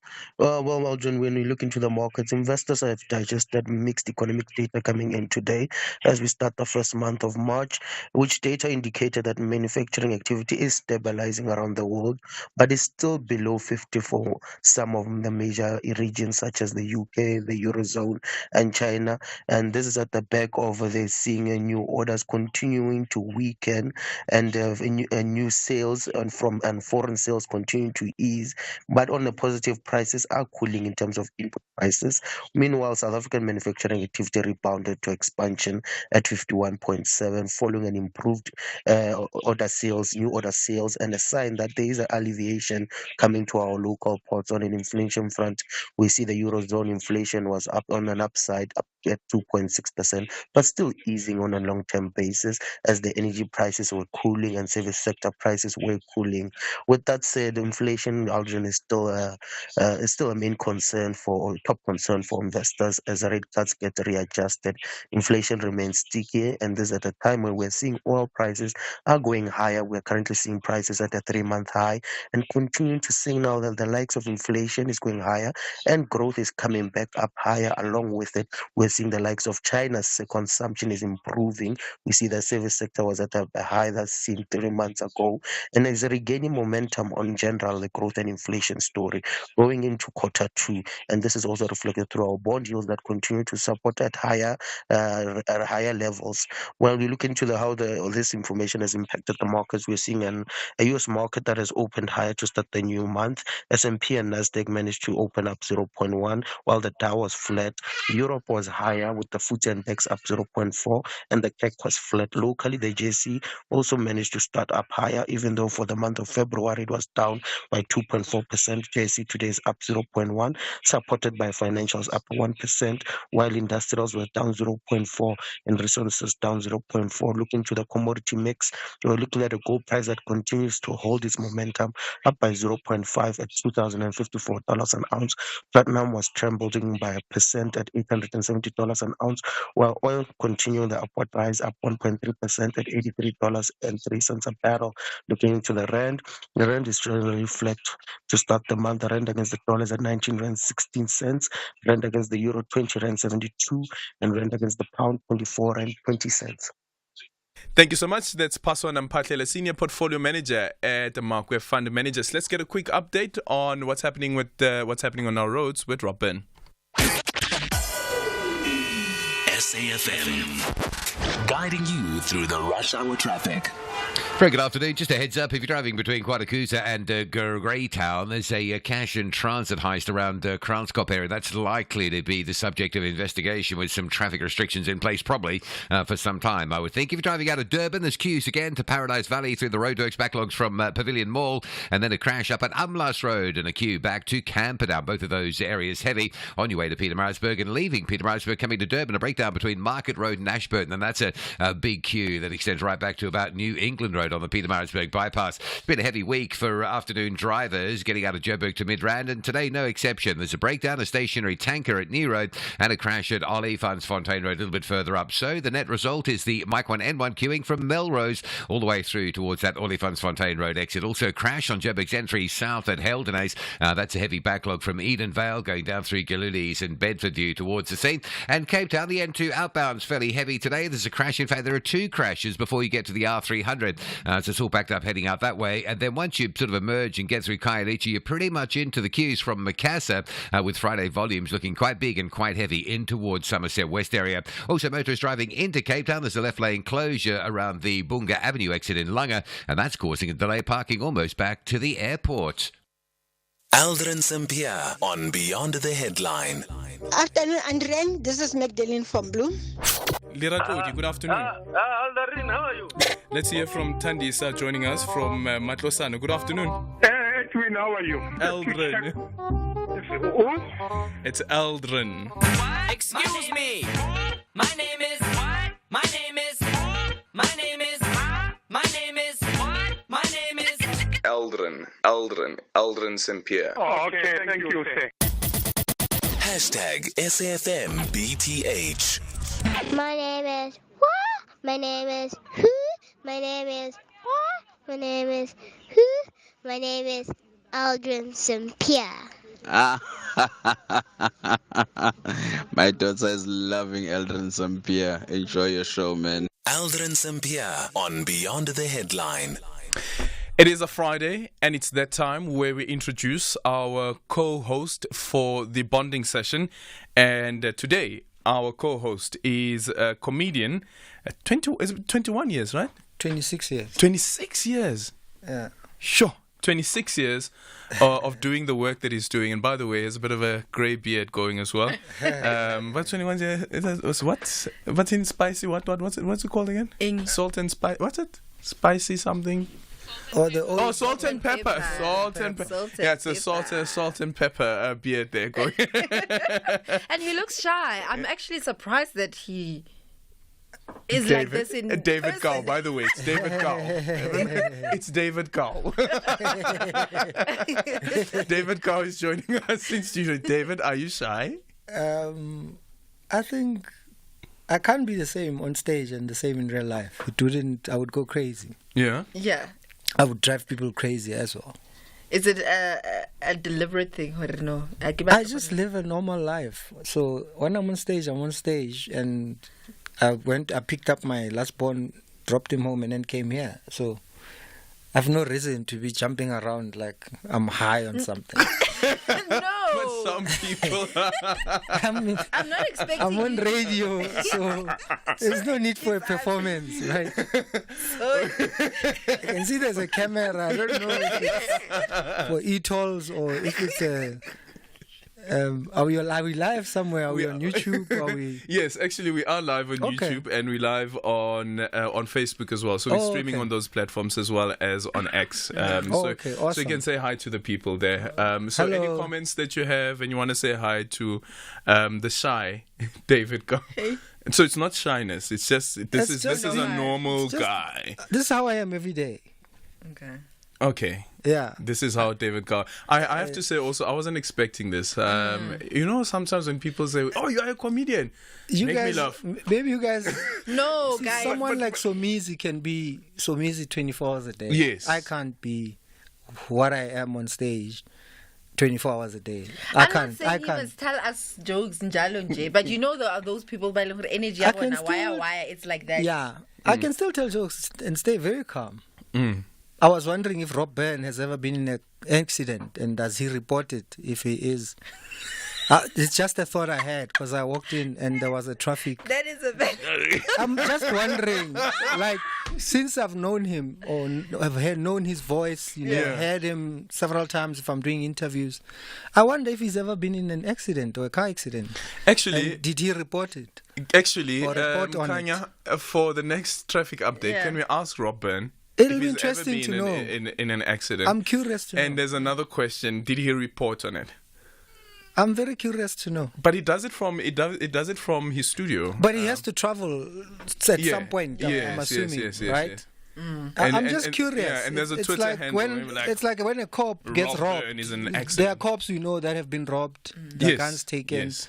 I'm just curious that as someone who reports Mm-hmm. on traffic, if he's ever had to, say, don't come on Marlborough because can tell you now the traffic is backed up and I'm in it. I don't know.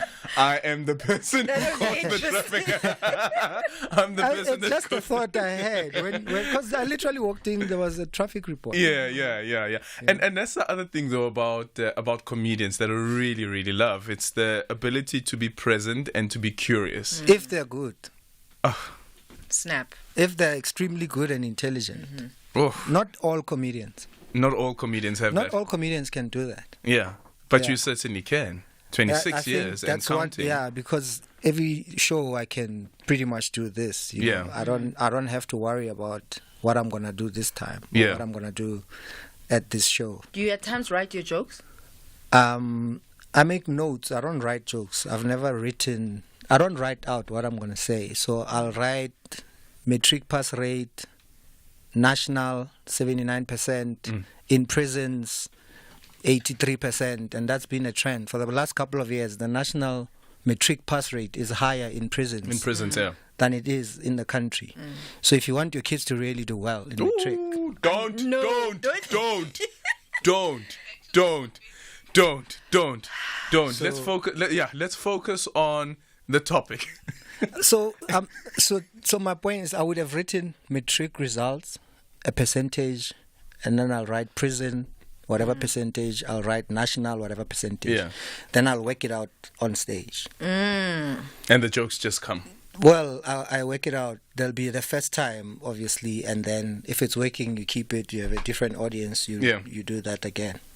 Okay, let's quickly go to the topic of the day. The question that you want to ask our audience this afternoon.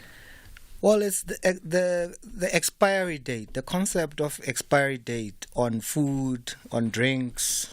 I think even on some appliances, some toiletries as well. You know, I used to carry sanitizers in my golf bag, and I realized I still had 1 or 2 bottles maybe a week or 2 ago, but this is from like 2021, 2022. Sure. Then I realized they actually have expiry date as well. Like sanitizers had an expiry date. Cool drinks, if it's a fizzy drink, it's easy to tell if there's no fizz that there's something wrong. But I read the before date, good before this date, sell by date, expired, because milk has to be sold at a certain date, but it's good until a certain date. So most food, if you buy in the shop, some people will buy something that's good until the day they're buying it, which means they must make it or cook it that day. Right? But then when was the actual expiry date? So if bread says it's good until the 29th, at midnight, at 5 to 12 midnight, is it still good? Because it's still 29th. Fair enough. 10 minutes later, is it now? That's my curiosity about what do people do? What do other people do? I never, and it's wrong. I don't. Okay, whether it's wrong or not, I don't know. But I never check. Okay, it's wrong. It's not wrong. It's like a health risk. It's a health risk. But for me, it's like, okay, it's expired on the 29th, and today is the 2nd. Yeah. I'll smell the bread. Is it still fine? And then I'll put butter on it and So that's literally me. That's literally me. So if there's a mold even, I just remove it. Some manufacturers probably make contingency for another day or so. I think it would make sense to me if I was selling something and I know, look, from the 30th it's gonna start going off, or from the 31st, I'll tell you it's good until the 29th. You know. Yeah. But I have to say, with the bread, even like if it is like 3-4 days after the expiry date, I do exactly the same. I've also realized that the brown bread molds quicker than the white bread. True. And because I remove the mold, I just remove the mold and I just eat, and I've been fine so far. So my wife freezes bread sometimes, because depending on a certain type of bread. So that means then you're definitely going to go past or beyond whatever date was on the thing. But it's still good until once you unfreeze it, or you know. I think restaurants do that as well. Some restaurants freeze food. We freeze food sometimes for quite a bit. You know, some people buy meat in bulk and freeze it for months sometimes, and it's still good. But I'm just curious with, like you said, bread for me, which is, you know, my daily, every few days I'm buying bread. Yeah. And then sometimes my son has eaten, he wanted white bread, but now he hasn't finished it and the expiry date is approaching. The next day he's going to want bread again, you know. So I don't finish, sometimes I don't finish the loaf over however many days. Do you throw it away? And then I grapple with, I hate throwing away food. I know, hey? So sometimes I would eat bread intentionally just to avoid throwing it away before the expiry date is coming. Okay, so that's the question that we're asking you this afternoon. What's your relationship with food and the expiry date? Do you throw away your food items day past the expiration date, or do you say let's push for another day or two? And or other 3? items, you know, that people use, some for DIY, some stuff you use for. It could be detergents. It could be. There's actually a lot of things that have expiry dates that people are not aware. Yeah, like paint. Yeah, Yeah, until then, at some point, either it hurts you or it causes you a health problem. Yeah. And then you go back and you're like, oh, I did this and I used this and that, when I was... Gonje, I should have. Mkombo tea expires, but when you're making it, you don't have an expiry date. You can't give Mkombo tea that you're making, or traditional beer that you're making, an expiry date. But it does go bad eventually. Yeah. So it's either you're making it, it's a Saturday or Sunday, you have M70, people must drink it and finish it. I try to take a 2 liter and take it from home, bring it to Job. Then I forget I brought it, and then it's a disaster. After a couple of weeks, I realize. But it fermented. Is no longer. It's not even good for the ancestors. That's how bad. That's how bad it is. Some things expire so badly. You can't even your ancestors will be like, this thing has expired. As much as they've expired to some extent. David Coe is our co-host this afternoon for the bonding session. After 5 o'clock, we're taking your calls on 086 000 2032 and your voice notes on 0614 104107. And you can also drop me an X at Aldrin Sampear. Hi, good afternoon to you, Aldrin. It's Scully. My take on the social old age pension is nothing but their own ideas, There's nothing wrong in paying any day, Sunday to Sunday, Monday to Monday, to Tuesday to Wednesday. Nothing wrong at all. It's just a date. The business is going on 24/7. I don't see we being paying so late. And no, it's not on. It's not on. Thank you. Have a better program about that. Beyond the Headline with Aldrin Sampear on SAFM. Weekdays, 3 to 6 p.m. It's 5 minutes now before 5 o'clock. We're in conversation next with Pierre Manwek, who is a founding member and chairperson of the Humanity Foundation. More often than not, we are always told that doing good things can help inspire, uplift, and encourage people to help others. That's pretty much what the Humanity Foundation is about, through various initiatives that they undertake to assist the needy. From time to time, members of the foundation donate their time and money towards NGOs that focus on gender-based violence, early childhood development, as well as community health, among others. Joining us now to tell us more about the impact of the organization's current initiative, Pierre is now joining us on the line. Pierre, good afternoon, and thank you so much for making time for us. Good afternoon, Aldrin, and your team. Good afternoon to your listeners, and thank you for having us on your show. We really appreciate that you've made time for us this afternoon. Why this initiative? Because sometimes when you speak to people that have started NGOs and so forth, they'll tell you that I specifically want to focus on this specific social issue. But it seems as though that you have cast your net wide, and instead of doing it yourself, you are now looking at other NPOs and the work that's being done by other NPOs instead of taking on that work yourself. I think the simple answer to that is there are various specialists out there and various NPOs who specialize in particular fields. Our approach is looking at an holistic individual, and if a need arises in that holistic individual or group of individuals, there's usually an underlying cause. We're not a charity organization, so someone would come to us and say, right, I'm in need of food. There's a reason why that person is looking for food.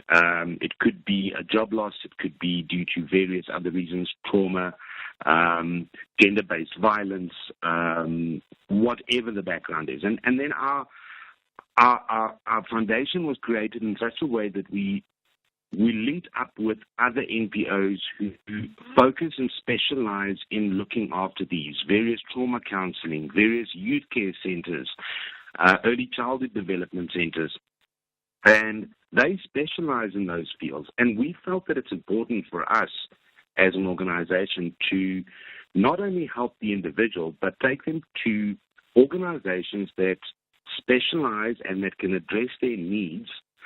And in turn, we then support those organizations so that they can actually focus on what they do best. And that's really where the idea came from, in saying we're not the specialists, we're volunteers. We volunteer our time.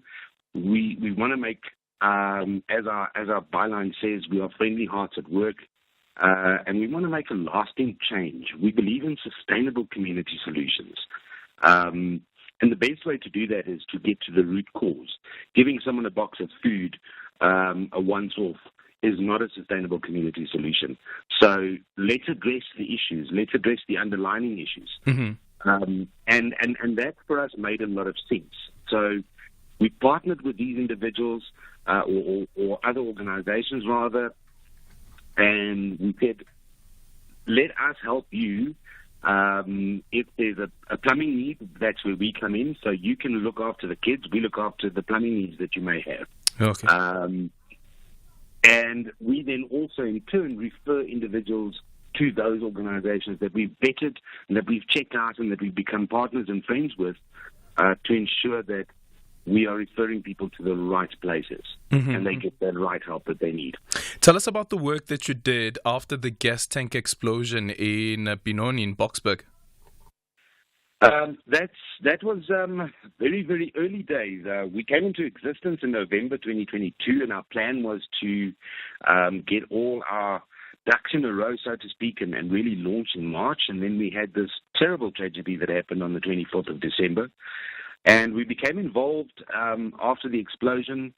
We, by the time we got there, we got involved with, or the roads were closed off to such an extent that we could only really support the emergency services workers. We asked our community around us to provide food and drinks, water for the emergency services.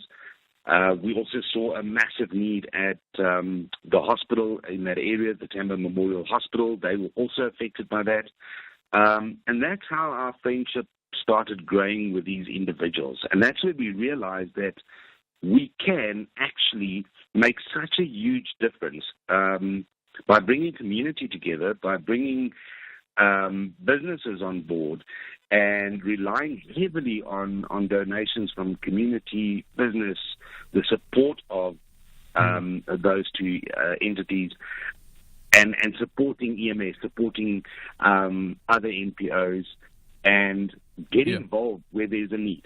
Pierre, you recently had that cancer shave-a-thon. Unfortunately, we've run out of time. I really wanted to touch on that. But for people who want to partner with the Humanity Foundation, how do they get a hold of you? The easiest at the moment, we are on Facebook. Our Facebook page is simply called the Humanity Foundation. Our website is under construction. We'll probably go live very, very soon. I'm happy to leave my details with your producer, and please pass on the details. We need the support. Yeah.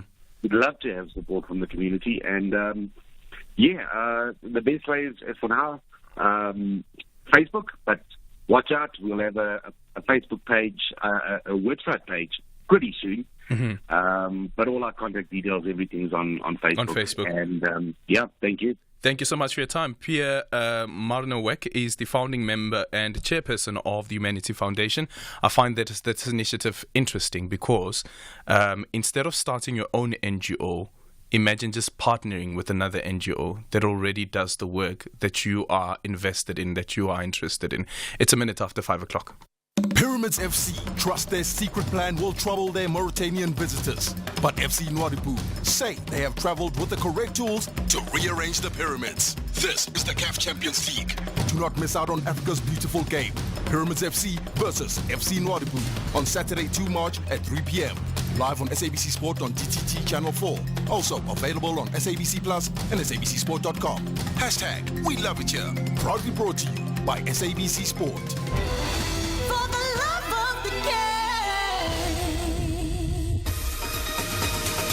Independent and impartial. This is SAFM News.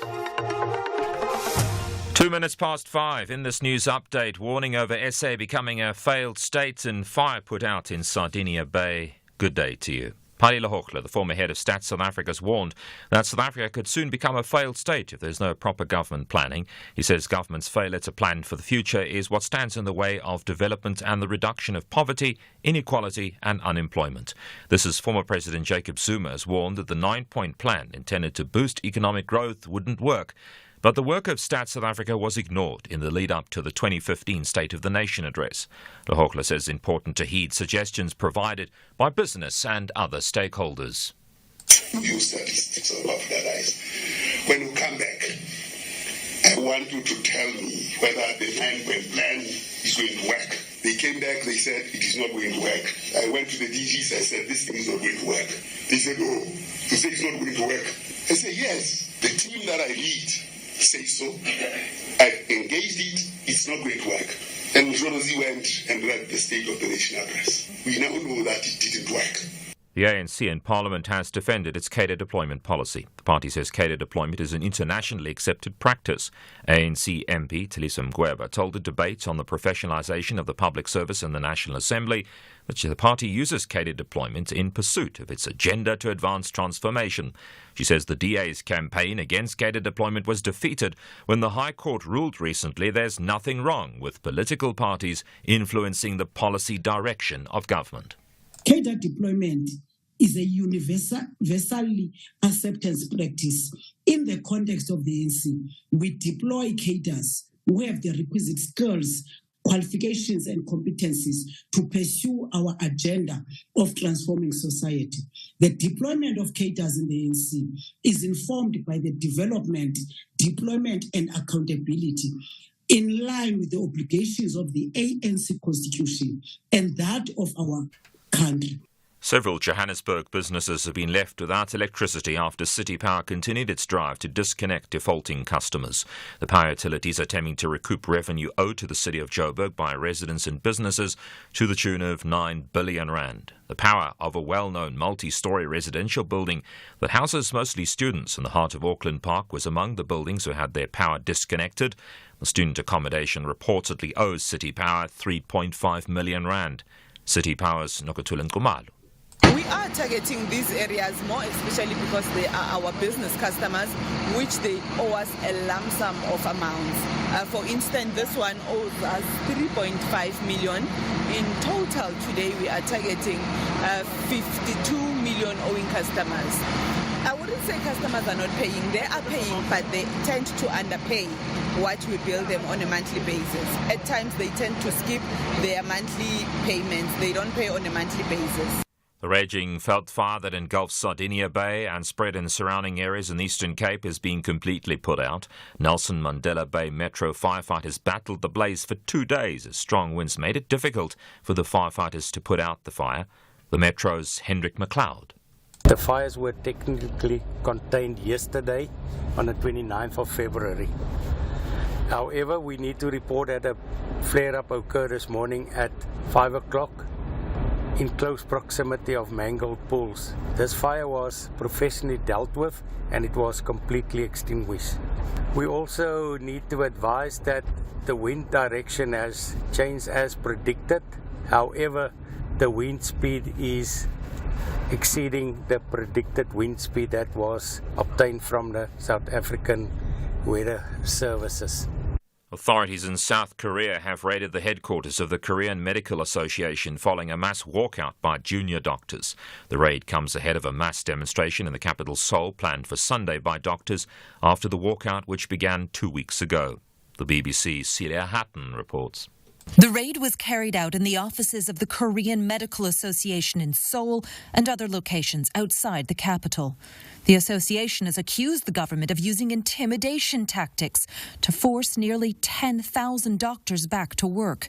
They're protesting against government plans to sharply increase the number of medical school places. In South Korea, it's illegal for doctors to strike, and the authorities say those who failed to return to work by Thursday's deadline are now at risk of losing their licenses and face criminal prosecution. Top story, a former head of Stats South Africa's warned that South Africa could soon become a failed state if there's no proper government planning. That's SAFM News. I'm Greg Gous. And coming up in your sports, the Sawa Basketball African League bringing millions of dollars to boost South African economy. Free returns for the Stormers and Kaizer Chiefs looking to redeem themselves this weekend in the DStv Premiership. More details at 5:30. SAFM. guiding you through the rush hour traffic.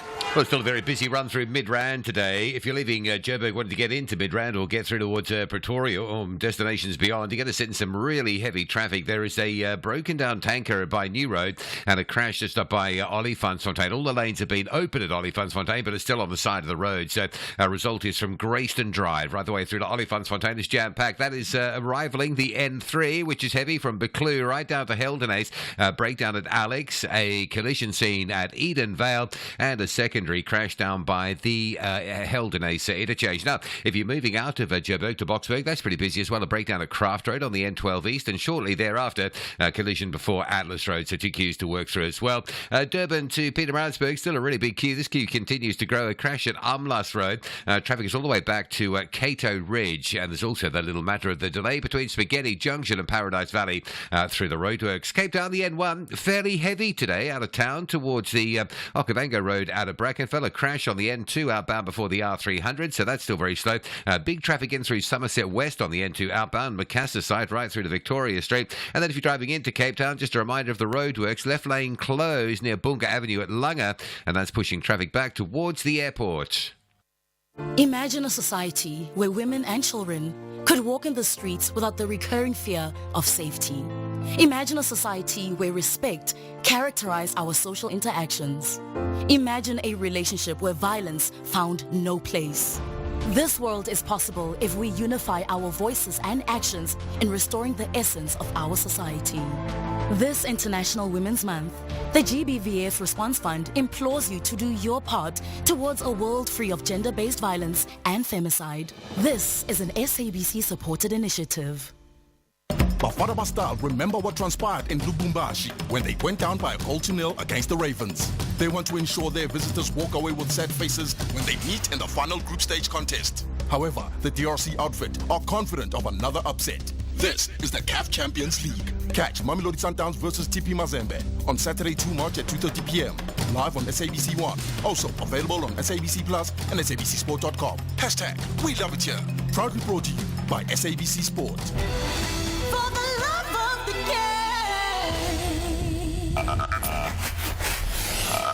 Bonding session. So when did you realize that your person at the time was cheating? Mine, well, I don't know if I can say she cheated on me, but I met this girl. She seemed innocent enough, and I decided, no, let's take it slow. And then we spoke, and then I like you, be my girlfriend. She's like, yes, but let's take our time. And then weeks go by, and weeks go by. And then the other time, when we're supposed to spend the night together, I call her on the day that we made a date, the phone not being answered. I call her, the phone was being answered. I get concerned, and tomorrow I call again, and her sister answers her phone, and she's like, no, she's not here, and gave me some story. But something smelled fishy, because in my mind, why would you answer somebody else's? And from then, she went ghost. Up until I had to go to her workplace. And then when I got there, I saw her, and guess what? She was pregnant. This is Aldrin Sampear on Beyond the Headline. It is 11 minutes after 5 o'clock, and it's time for the bonding session. And today my co-host is a comedian, 26 years of making people laugh. Do you think you'll go to like 70 years? Or? I think that's the best. Is the let me ask you this way. Is the expiry date for comedian? Nah, as long as I can speak and I can put people in a room. Yeah. I'll still do stand-up. The only thing that will change is whether you're on tour, you're touring, or you're doing a few shows. Yeah. Record them, put them out. Because just the traveling and the logistics that gets to people once they're getting old. But if you remember, Bill Cosby, before he was charged with those charges, he was in his 60s and he had two new TV shows, and he was starting a tour that was selling out at the time when these allegations came up, and he ended up in jail. Yeah. So, Chris Rock's and them are in their 50s now. I think Chris Rock is already in his 50s. Dave Chappelle's probably turning 50. Yeah. And these people are literally now, Dave Chappelle is in his prime now in the last 10 years, if you think about it. Imagine. Even so that's why I'm not really worried. I've got plans, I still have plans and stuff I want to do with stand-up. So I'm not worried about the age when it comes to stand-up. Yeah. Just things like TV shows or movies that I wanted to make or characters I would have played at a certain time. Because in South Africa, it can take you 10 years to make a movie, you know. It's been 10 years since we made Blitz Patrol 1. We're still working on a sequel. I'm going to be 10 years older. But when we shoot it, I'll be 12 years older. But the technology is there to make you younger now, make you look even younger. That's not the point. But if you look at acting in general, you know, especially entertainment, it's really up to the artists themselves when they want to call it quits or throw in the towel. That's true. Listen, Mama Aretha Franklin, she was singing right through. Right through. Okay. It's like being pregnant. My wife was driving up until like the day before she went to hospital or something. No, I don't know about that. So you can keep going. Okay, no, keep going. Depends on the individual. No, keep going. And tell us about the topic again, and then you can go to the lines. Well, it's the expiry dates on everything from food, drinks. Sometimes it's detergents. Yeah. I realized recently the sanitizers also have expiry dates. Because you would go somewhere, you get an expiry. I think sunscreen. Some sunscreens probably have expiry dates. So for me, the closest and my one I interact with almost every day is bread. Yeah. You know, I don't want to throw food away, and I struggle with, if today is the 29th, it says the bread is expiring on the 29th. On the 29th, I'm eating the bread, but now on the 30th, I'm wondering if I should eat the bread. Yeah. I do consider toasting it. Yeah. I think that's somehow... And burn the mold. I think somehow in my head that makes it better, makes it feel better. Like I said, my wife sometimes freezes bread, or the type of bread she eats, she would freeze it because it would take a while to finish the loaf. So I want, and I know this is not related, but I've always also been wondering about the skoko, the last and the first slice of bread. Why do people not eat that? Mm-hmm. You know, I do. I eat it sometimes, or sometimes I eat the one at the bottom because no one has touched it. Yeah. But the one at the top, the first one, most people take it out, take the bread and then put it back. So if you think about it, a lot of people have touched it. Actually, they wash their hands. Actually. Yeah, maybe in your home it's fine. You know who's in the house, they wash their hands, etc. Okay, let's go to the line quickly. 086 000 2032 and your voice notes on 0614 104 107. Sampear from Midrand. Hi. Hi, Sampear. Wait, do you know Sampear? Good. No, but I mean, I live in Midrand. So we could have seen each other in traffic. You're a neighbor. We could have seen each other. We inspect each other's traffic. Food that you buy. Hi, Sampear. Hi, Aldrin. So basically, with me, like you asked him, do comedians have expiry dates? I think comedians have a best before date. So in essence, that you can still render whatever services with a best before date until you can't anymore. Yeah. So the same principle would apply to bread, right? Yeah. So the bread has got a best before date and it does not have an expiry date. Oh. Yes. So with the best before date, it means that if today the bread said it's best before the 1st of March and then tomorrow is the 2nd of March, you can still consume it. But obviously you'll be checking for mold. And also what other people do is that they start to put it in the fridge as well, just to prolong the period. You understand? And then when it comes to expiry, it's a different definition. Hello? We're still here? Oh, yes. When it comes to expiry dates, like according to definition, as soon as something says it's expired, it's expired. It says that it's not supposed to be marketable by that point. That's now just the definition, again, according to legislation. That's what it says. So there's a difference between a best before and an expiry date. Sampear? Yes. So where do you draw your line between this thing expires on the 1st of March? Do you keep it going, consume it, if it's consumable, use it, if it's something you need to use or apply on your body until 5 to 12, 5 minutes before midnight, and then 5 past midnight, are you telling me now this relationship is over? If it says expiry. if it says expiry. And remember, these things, you don't constantly look for them, but as soon as you realize, you stop. If it says expiry date, I stop. But that's what I'm asking. So we're having bread, okay? It's good until 2nd March. Technically, 2nd March is midnight tonight, right? Mm-hmm. At 5 to 12 tonight, you hungry, you want to make a sandwich. You start boiling water to make some tea or rooibos. Maybe you warm up milk. You start putting peanut butter on the bread. And then it hits midnight. I've already put peanut butter on 2 slices. I still have the 2 other slices. This is my dilemma. When do you decide, when is the time where you go, now we've arrived on the expiry date or we've skipped the best before date?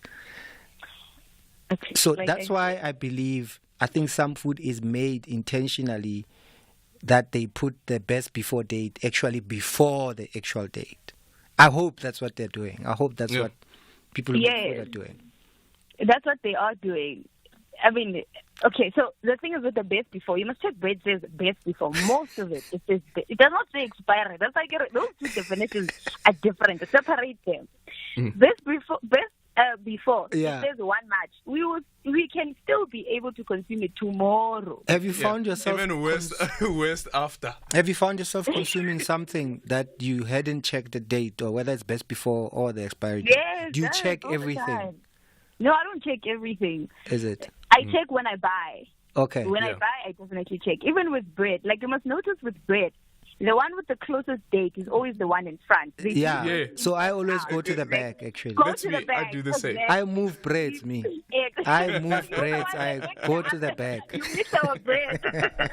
Sampear, thank you so much for the call. Sampear there from Midrand. Right. I do the same. I used to promote bread. I used to be a promoter.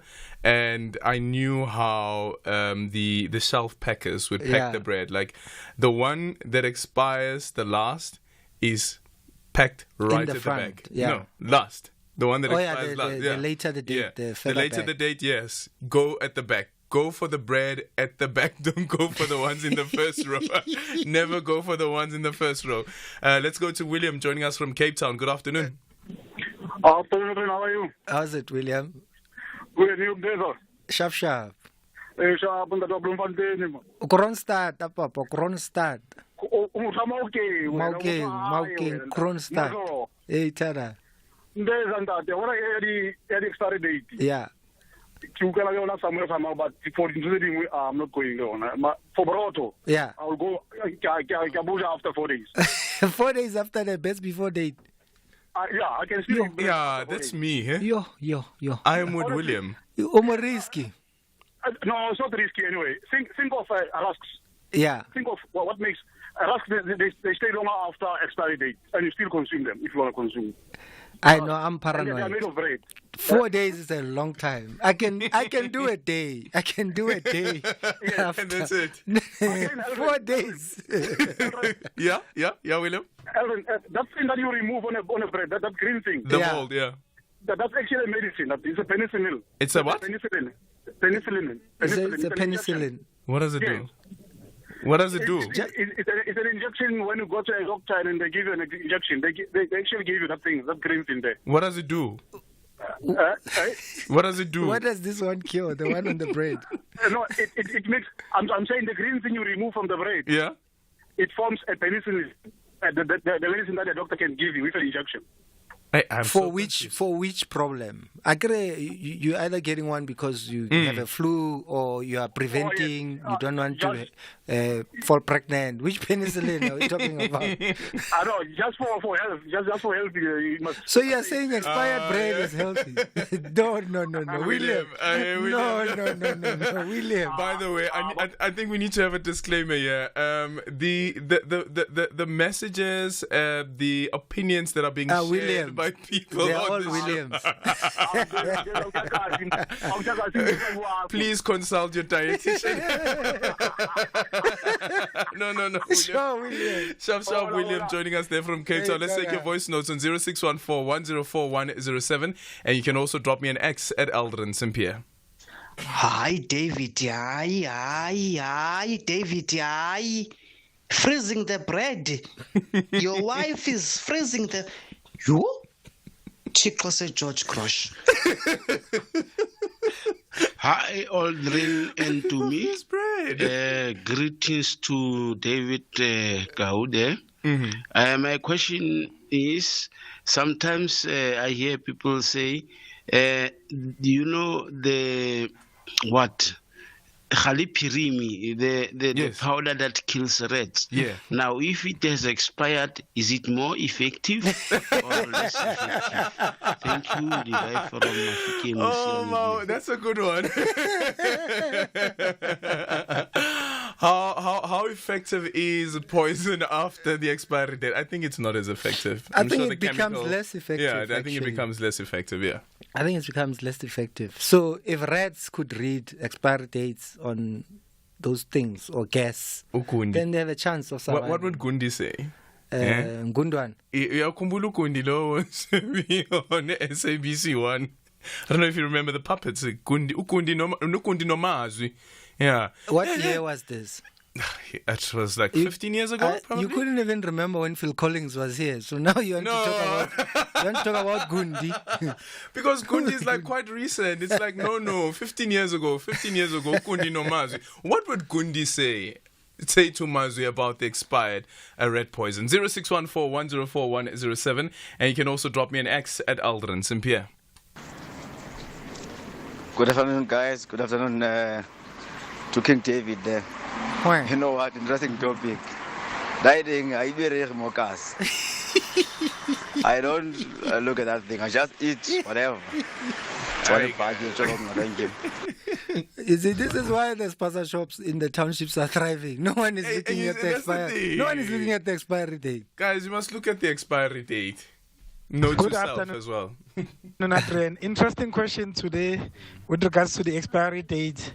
Maybe a confession from my side. Maybe I've been ignorant or reckless because I do not check the expiry date, most especially on the bread. I just buy it and feel it. one. If it's soft, it's good enough to be eaten. Yeah. Segwanele from Pretoria. You know what else expires? Yeah. Condoms. Somebody said that here. Where is it? Condoms also... Condoms have an expiry date. Condoms also have an expiry date. I have just realized the one I have has expired. At least it's still sealed. It hasn't been used. The sentiment that I get from it. You can't use it. You can't use it. The people who make these things put those dates there for a reason. For a reason, yeah. Because they know it's been tested. It was SABS approved. Yes. There's a reason why these things must be used within a or certain... best before. Yeah. Best before. You know? Okay, let's go to Musa. Musa, is that Peter Marisburg? Yeah. Those are the sponsors of Royal AM. The municipalities are sponsoring. Please, don't start now. Good afternoon, colleagues. No, guys. Good afternoon, Musa. Hello, Musa. Super. It's super. I love Aldrin. Actually, Aldrin, I must tell you this. I really enjoy your show. Thank you so much, Musa. Yeah. So I wanted to share a tidbit which I read somewhere. I'm trying to look for that article that the expiry date that you see on food, actually, technically, it's not really, it's not real. So you can consume food or utilize items well after that. How do you know this? Yes. What's the expertise that you have for saying that? No, it's not my expertise. I actually will try and find the article and then share it for Aldrin in the WhatsApp line there. There is an article which I picked up somewhere. So they will tell you that, for example, tinned fish, if you've got an expiry date that says tomorrow, you can consume it maybe up to 3-6 months after that. Is it like salmon? Those fishes will actually come alive. And it already smells. So no, those fishes will come alive in 6 months. Yeah, but whether the authority is true or false, they meant, I'm not saying this is me. It's something that I read, so I'm just sharing. So it doesn't mean that I believe it. But you're just sharing. So what about milk? Let's take milk, right? Because once fresh milk expires, it technically becomes inkomazi. Yeah. It becomes amasi, but you still need to remove the water part. Yes, yes. And then you've got the fat. Mm-hmm. So that's something that's realistic, that almost everyone can understand the science. Yeah, get cheese out of it as well. But you see it happen. Mm-hmm. The problem here is you can't see everything. Look, I've had food poisoning before from a juice, which I hadn't looked at the expiry date, and it had expired. And I ended up having to go to a hospital. That's how bad it was. And I realized later that where I was eating, the juice that I had gone past the expiry date. Mm-hmm. I take it back. If I open a bottle and there's no fizz, then I go to the date. Even if the date hasn't come, how much the product costs. There's absolutely no reason why a fizzy drink shouldn't have fizz. That makes no sense. Yeah. No one should consume that. I agree with you. In fact, that's why I should have said I'm putting a disclaimer on what I'm saying. Okay. Yes. Okay. Thank you so much. But I don't know, tin fish 6 months after expiry. It's a tin shark. Becomes a tin shark by the time. Tin shark. 0614 104 107. Afternoon, guys. Hey, I just entered my car. Don't know what the topic is, but I hear Gawi is on the radio. So I just wanted to say, why? And Bridget did. Hello. I'm in Beaufort West. Recently, I found out that the beer does have an expiry date. I didn't know that before. Yes. How did we find out? Shoprite and Checkers had ridiculously low prices on some of the brands. So we became inquisitive as to why. Only to find that the expiry dates will be in a few days' time. So we quickly rushed to those to those beers, then we bought it. The ones that were left after the expiry dates, they reduced even more by another 20 rand. Wow. Still, the guys bought the beers, including myself. and you're still fine. We're all okay. Nothing happened. So yeah, I don't know. I forgot about beer actually. I've poured out many. I mean, I don't drink. I started drinking a bit of red wine, but see, that's one thing that doesn't expire. Actually, the older it is, the better, right? Yeah, that's mature. wine. But beer, on the other hand, there's brands that would send beer over. I don't drink beer. Sometimes I'll have friends or give it to my father-in-law then. But I forgot that there is actually beer, and up to a time when literally now I have to throw it out. I have to pour it out. Yeah, so now you can invite me to your house. Because invite me to your house. I'll make sure that I use the beer before it expires. I want to ask, Use the beer. Khamer, does it expire? Khamer doesn't expire. Yeah, Khamer is like wine. I was telling Kanya now. Yeah, the more you keep it, the nicer it. No, even with the sugar you have to keep it in a good temperature, maybe room temperature. I tried Khamer during COVID-19. And I was one of those people. Don't leave it in a hot place. But definitely, I think Khamer you can keep for quite a bit. It was terrible. It's in room temperature. It was. All I can say that it was terrible. It's a minute after 5:30. Time for the news headlines. In the sober news headlines, political parties in the National Assembly have used a debate on the professionalisation of the public service as a platform to express their views on the ANC's cadre deployment policy. A former head of Stats South Africa has warned South Africa could soon become a failed state if there's no proper government planning. And the acting Johannesburg mayor says they're in the process of reversing the firing of 130 former employees who were laid off 2 years ago. All those details and more at 6 o'clock. SAFM, guiding you through the rush hour traffic. Still very busy on the run through Midrand today. A stationary tanker in the left lane before New Road. The crash on the side of the road up by Olifantsfontein. So really just sluggish all the way from Woodmead through to the Olifantsfontein Road exit. Get past that's not a bad run up through Pretoria. The N3 going south, that's pretty heavy today from Lynbro Park right through towards Germiston. We did have a couple of crashes and a breakdown on that N3. It's all been cleared, but it's left a heavy backlog. Stationary truck at Craft Road. If you're leaving Joburg out to Benoni, that's quite slow from the Eden Valley Vale exit. R21 moving through Tembisa towards Clayville. Long-term roadworks there, but that's heavy today. And Joburg's Mike 1 is under pressure as you line up from Parktown through towards the Crown Interchange area. Going out of Durban on your way to Pietermaritzburg, it's a busy and slow one today. Queues between Spaghetti Junction and now a breakdown at Paradise Valley in the roadworks, and then a crash up by Umlas Road and the breakdown. So queues from Camperdown moving through towards that Umlas Road exit. Cape Town, if you're leaving Stellenbosch, R304 is really heavy today, queuing all the way through to Bottleray Road. The N2 outbound still slow passing the airport towards Khayelitsha. Bigger queues as you hit Somerset West. That's literally standing from sort of Furgrove out towards the Victoria Street exit. And Marine Drive, an earlier crash at Sunset Beach is being cleared, but there's some backlogging of traffic on Marine Drive. Just slow into Racecourse Road. Get past that, it opens up through to Tableview. This is SAFM Sports with Tuming Kapele. In your sports this hour, with just a week before the Basketball African League Season 4 tips off for the first time on South African soil next weekend, Cape Town Tigers CEO Raphael Edwards believes that the biggest winner for this event will be the South African economy. The Bell Kalahari Conference is coming to the Sunbet Arena from the 9th until the 17th of March.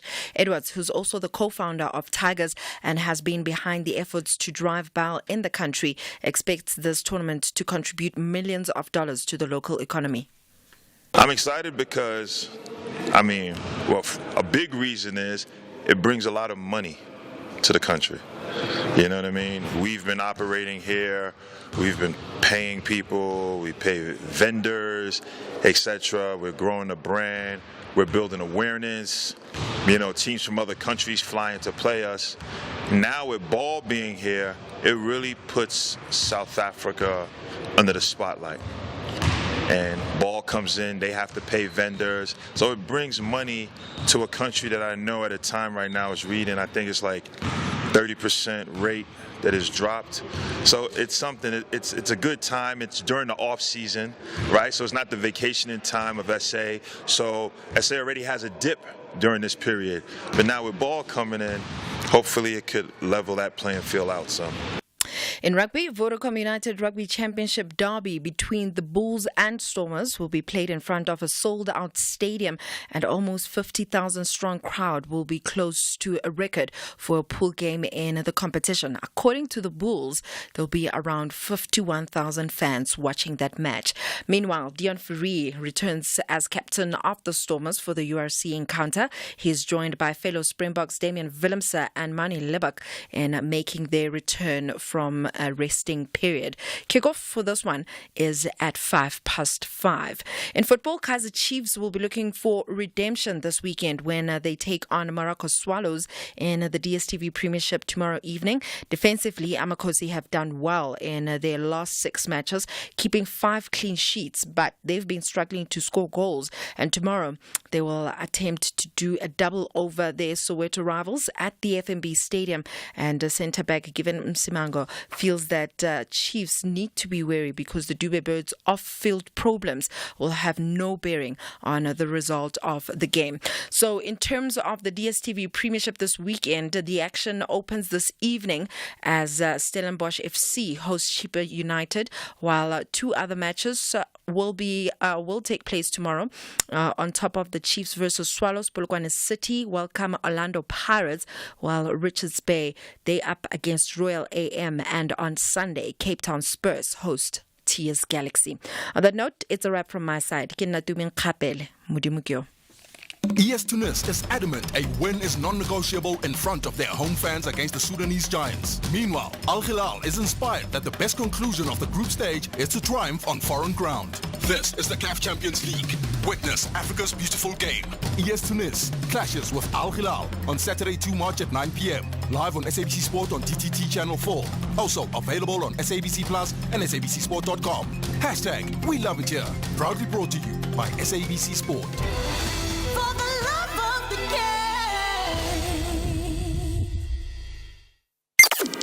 Top Sport with Michael Abramson. The new Spa Proteas coach, Jenny van Dijk, big shoes to fill. Norma Plummer, who held the job and did some really great things, put a lot of structures in place and gave you the opportunity, I suppose, to feed off those structures and to develop the players even further going forward. Yes, definitely. Look, it's always going to be a hot seat. Doesn't matter who was in that seat before you or who's going to take it next. You shouldn't even apply if you're not ready to take up that hot seat. And yes, it's something that I like to do. I like that type of pressure in my life. So yes, it's definitely something that I'm looking forward to. Top Sport on SAFM. Aldrin Sampear on Beyond the Headline. Economic news on SAFM. Facts and figures you can count on. And it is time for MoneyWeb Market Update with Jimmy Moyaha. Jimmy, good evening. Welcome to the show. So mine is what? The 10th. That makes you... Happy birthday in advance. Jimmy? Good evening, Aldrin. Good evening to me. Good evening to the listeners. I'll be waiting for my present. I'll send you a list. I was wondering which mine is he talking about? So you're not speaking about a mining So it'll be in the company. same week. Mine will be over the weekend and yours will be earlier in the week. Your birthday. Mine is on Thursday. So happy birthday in advance. Hopefully I remember next week, Friday. Tell us about what's been happening on the markets. It's been a rather quiet day on some of the markets, especially if we look at the equity markets. If we start in Asian markets, they would have been open earliest today. Australia was up 0.6%, Hong Kong 0.4%, Tokyo almost 2%. Tokyo has an interest CPI decision coming out next week, so we're going to see how that's performing as well going into next week. London session was quite interesting with France down about 0.1% and Germany and London up more than 0.33% in both cases on the equities there. In terms of our local equities, we had very little movement. Our top 40 finished basically flat. Our all share finished up less than 0.1%. But financials did have a good day. They were the leading sector there. They were up about 1.15%, while resources and industrials were down almost 0.5% in each case. And if we look at some of the stocks that had positive movements throughout the day, as I said, financials led the charge there with a lot of the financial stocks having positive days. FirstRand up 1%, Sanlam up 1%, the likes of Capitec up 1.6%, Old Mutual 2% as well. So Standard Bank 2.8%. So the financial stocks really having a good day there.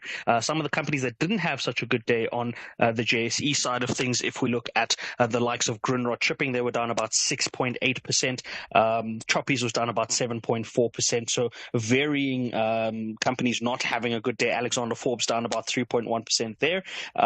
If we have a look at the likes of RCL, they were down about 1.9, almost 2% there as well. So Astral, Woolies, City Lodge, all having bearish days as well. But on the currency side of it, the rand did strengthen against all major currencies, marginally against the euro and the pound, but against the dollar strengthening almost 0.33% there. Interestingly enough, it finished about almost 3% weaker against the dollar last month, down about 2.8% there. So we'll see how March plays out. It looks as though the start of March was starting off on the right footing for the currencies and for some of the equities. If we have a quick look at commodities, Brent crude is starting off the month at $83.60 concerningly there, but gold is starting off on a positive note, up almost 4%, up at about $2,063 an ounce there. Bitcoin, which had a rocker of a month last month, gaining almost 40% last month, is down about 2% at the start of this month and the start of today. It'll be interesting to see if Bitcoin comes below 60,000. I think that's quite a key level that seems to be playing itself out there on the crypto side of it. But we will keep an eye on that and see how that's unfolding. On the platinum and palladium side of it, platinum back below $900. We never like to see it there, especially for our PGM miners. Palladium $960. That was up about almost 3% for the day. Going into next week, I know there is a couple of interesting data points that I'll be looking out for, the likes of European GDP data or ECB GDP data, as well as I mentioned, those Japanese data points around interest rates or inflation rather in Japan as well. It'll be interesting because Japan has had one of the loosest monetary policies as well. And we've also got China's CPI next week, end of next week. So that'll be interesting to see how the Chinese economy maps itself out in relation to the rest of the world's economy. And we've also got jobs numbers out of the US with non-farms payrolls out next week. So that's what we're looking out for next week. But we'll dig into these and other stories next week. And I'll put up a post. Maybe we should do it on X together and just put up a post for individuals to send us e-wallets for our birthdays, because we'll accept those all of next week. Thank you so much. That is Jimmy Moya. He's back again on a Monday. 0614-104-107. You can also drop me an X at Aldrin Sampear. And our studio line is 086-000-2032. We're still in conversation with David Gao, our co-host this evening for the bonding session. So do put through your calls and tell us about your experience and your relationship with food that expires. Hashtag SAFMBTH. And fellow FM listeners, good evening. My name is Tulani Nzima in Croydon. Aldrin, I'm asking myself, where were these black lawyers during the time when the white monopoly capital were challenging legally the application of... Hi, Aldrin, Joe here. Pure honey doesn't expire. And there are a number of articles and research papers that show that medicines are safe, probably some of them 3 to 6 months after the expiry date on the label. So something says March 2024 technically expires in the end of March, not the beginning of March, but it's more likely than not safe to consume for probably another 3 to 6 months. Easily able to Google those articles and find them. Consult your dietitian as well. There's something about... Good afternoon, David and Aldrin. Hello. This is Bennett. Hello, Bennett. The expiry date on Galipirimi, that red poison.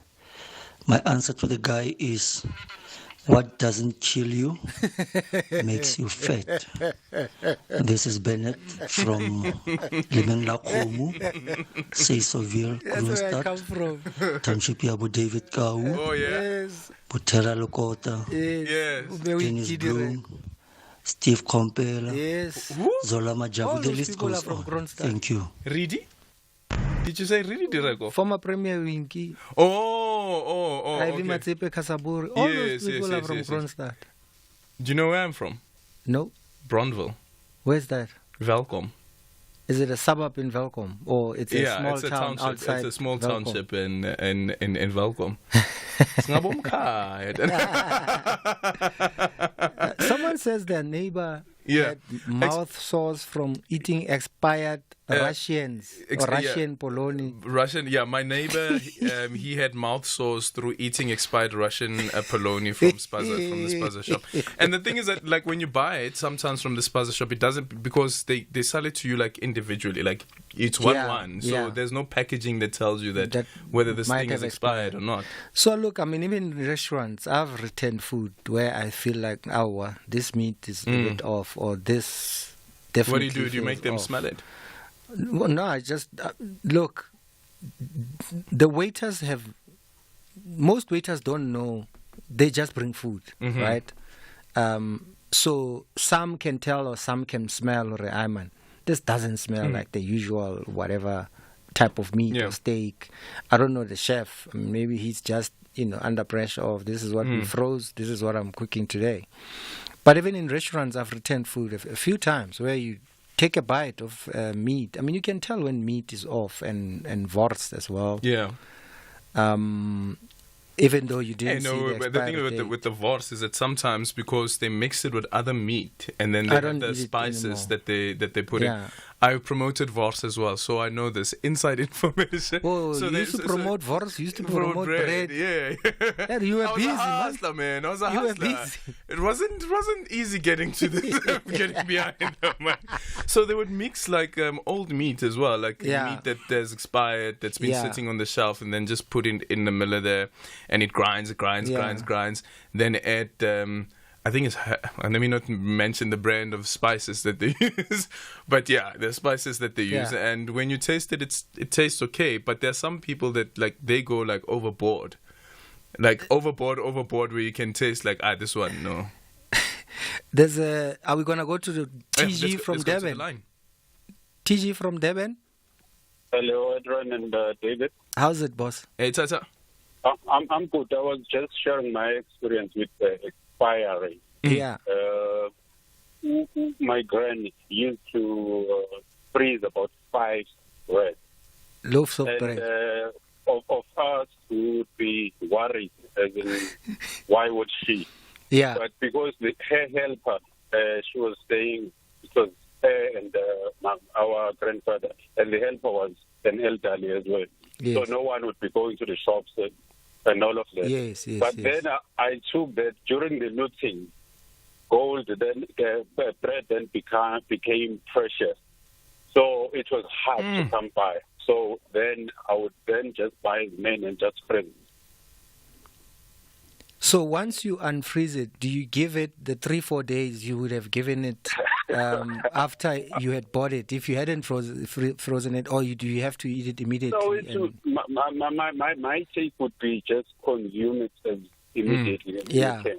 Yeah. Because it's way past the sell-by. The sell-by on it. But just take out your one slice, 2 I slices. think eggs expire as well. Yeah, no, eggs too. Ninuga. I'm a 2-slice person as well. TJ, thank you so much for the call. Thank you so much for the call. Tsulufelo, Pretoria. Bo, how are you? Hi, Tsulu, how are you? I'm good. Fantastic. How's Pretoria? Why this place is hot. Well, remember, I'm from Cape Town now, and now I'm 5 months here, and Oh, yeah. Welcome. I think. Do you think it speeds up the process of expiry for your food? For your food and vitamins and medicine. I think it's advisable. No, it speeds Does it up the heat because in the heat. Pretoria affect your expiry date? To be honest, for perishable goods, no. Mm. But I had an experience where 2018, I was pregnant and I was prescribed with, those preggy pills that they give it to a woman who's pregnant. Vitamins. Something like that. Yeah. And when I got home, 3 packs actually. When I got home, they gave me, it's like a month expired already. Then I went back. And the doctor said, no, it's still fine. You can still take it in 6 months after. And I'm thinking, Yeah, man. okay. And then they said, no, you can. This is just an import date. And I said, but it's written expiry date. They said, no, it's for import that you cannot import it when it has reached this stage. But it's still good for you and your baby. I said, no, I don't want to take care of you. No, these are things that should be explained to a consumer So before I'm buying. thinking now that my baby is very softy. I'm thinking, is it not because of Yeah. complaint? Maybe I must go back. Next and thing say, you check, you count fingers. There's 7 fingers on one hand because of expired vitamins. So that was my experience. I'm thinking, I'm an unborn baby. Yeah. No. But how's the baby now? How's the baby? How old is the baby now? She's turning 5 in June. Okay. Very softy one. Yeah. Maybe you don't know what those things cause. Thanks, Tulu. Enjoy Pretoria. Thank you, Tulu. How Tulu just speaks so candidly about this, though. And Kunisela from Devon? Your name, Jay, just says you must just be strong with the expiry date. Kunisela Mtababa. That's David for you. I'm in Devon, my brother. Welcome, Kunisela. Your name, Jay, just says, hey, don't look at the expiry date. Just be strong. No, you have to look at it, my brother. Exactly. You can see we've got touch in the hotel. Welcome. Yes, thank you, Andrea. I like the topic. You bring topic that people never notice, like me. I never notice it, but I sometimes check on the expiry date because these big stores have come with that tendency of selling a lot of fast things. Yeah. Where they're like, it's a big sale. And my friend who is a chef is the one who brings this topic to me. Said, no, even if you go to a hotel where don't ever buy red meat, buy chicken, because if the chicken expires, we throw it away. But But the red meat, we put spices and things instead of fresh. So that is dangerous. So I don't buy red meat in a restaurant. I buy only chicken. Not interesting take. Interesting. Yes, because they put vinegars and things, and it comes alive. And then they try to reverse the life of the meat. Make it younger. Kunisela, thank you for the call. Thank you for the call. I have to say though, just quickly on the point before we go to the ad break, is what I've learned as well is do not buy meat that is spiced from the butchery, because chances are, they'll say that it's marinated and whatnot, but be very careful, because sometimes the meat is actually expired. They're hiding something. They're hiding something, exactly. 0614-104-107. And you can also drop us an X at Aldrin Sampear. Diable Noir can't wait to demonstrate to Sekhukhune United that what they did to them in Limpopo will not prevail in Brazzaville. Meanwhile, Babina Nogo targets another victory against Yakadia Mama when they close the group stage curtain. This is the CAF Confederation Cup. Catch Diable Noir FC and Sekhukhune United FC on Sunday 3 March at 6 p.m. live on SABC Sport on DTT Channel 4. Also available on SABC Plus and SABCSport.com. Hashtag We Love It Here. Proudly brought to you by SABC Sport.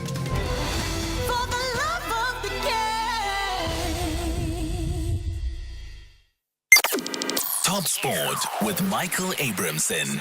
Ken Borland of kenborland.com. Gavin Kaplan, relatively new to the Western Province setup. Fine innings last week, and he's continued his good form. Where does he come from, basically, and how has he been able to stamp his authority so strongly on this side and secure their place in the final? He looks a really well-organised batsman, and so it's a good question. Like, where does he come from? Where has he been? Hasn't played much this season, but then scored that 173 last week. That really laid the platform for quite an astonishing win for Western Province over the Dolphins, who were the log leaders. They thrashed them by an innings and 259 runs, I think it was, to get into the final. They'd started the last round in 4th place. Top Sport on SAFM. Going beyond the headline with Aldrin Sampear. Let's take your voice notes on 0614-104-107.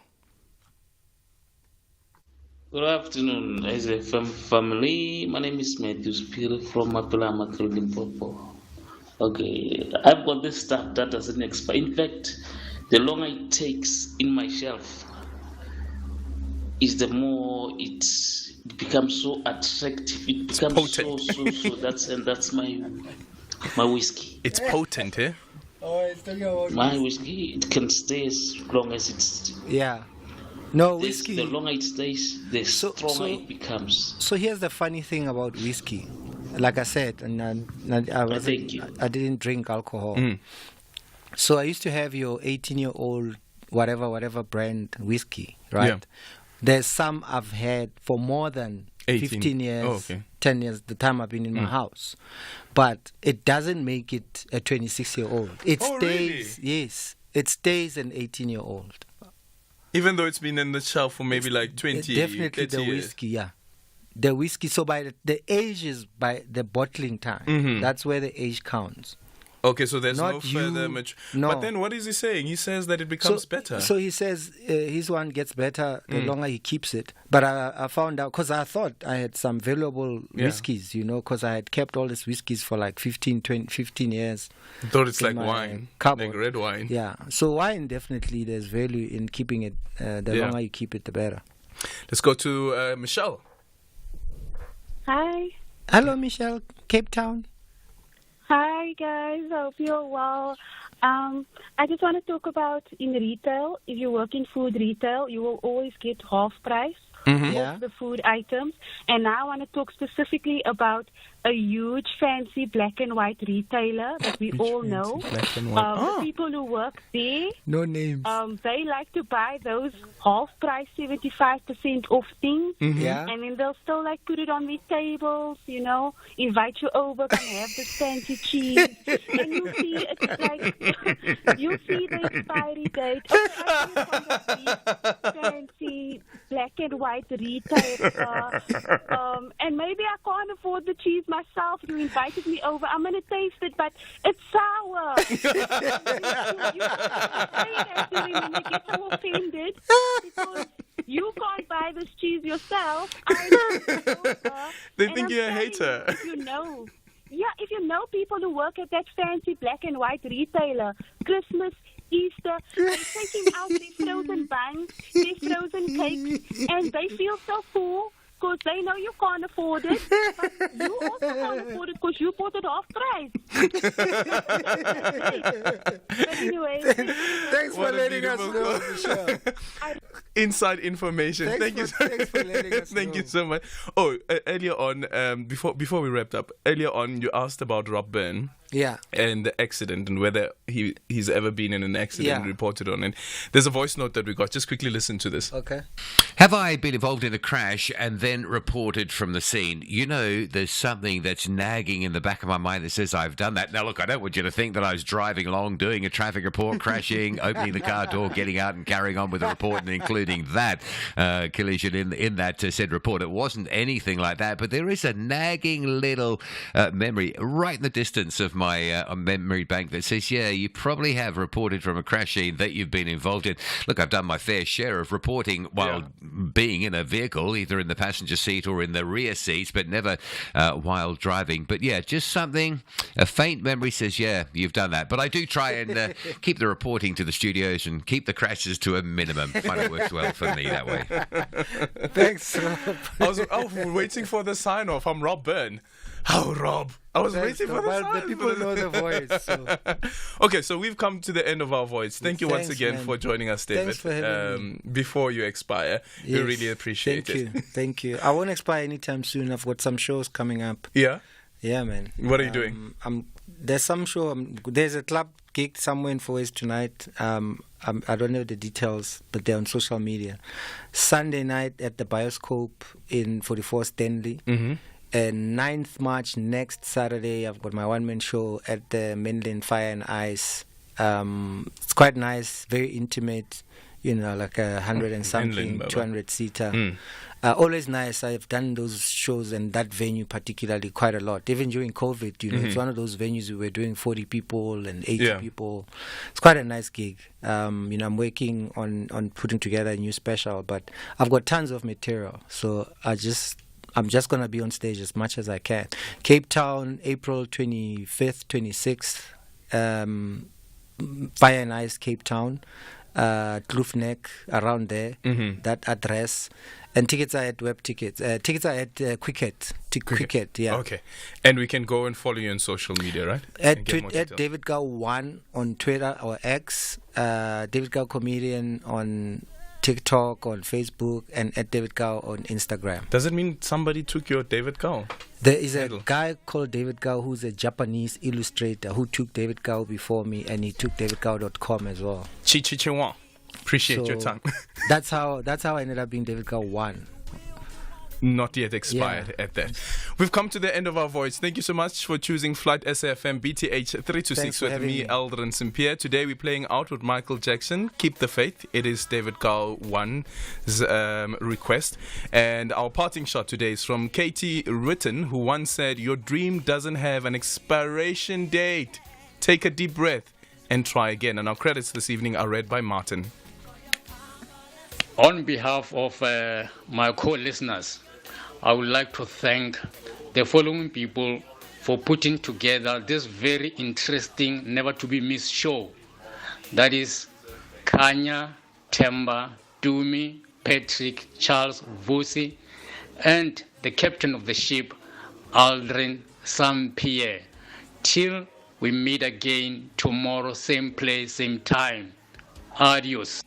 Aldrin Sampear on Beyond the Headline. Well, it's not going to be tomorrow, but we're going to definitely be back on Monday. Totsins, remember to love each other and lead with compassion.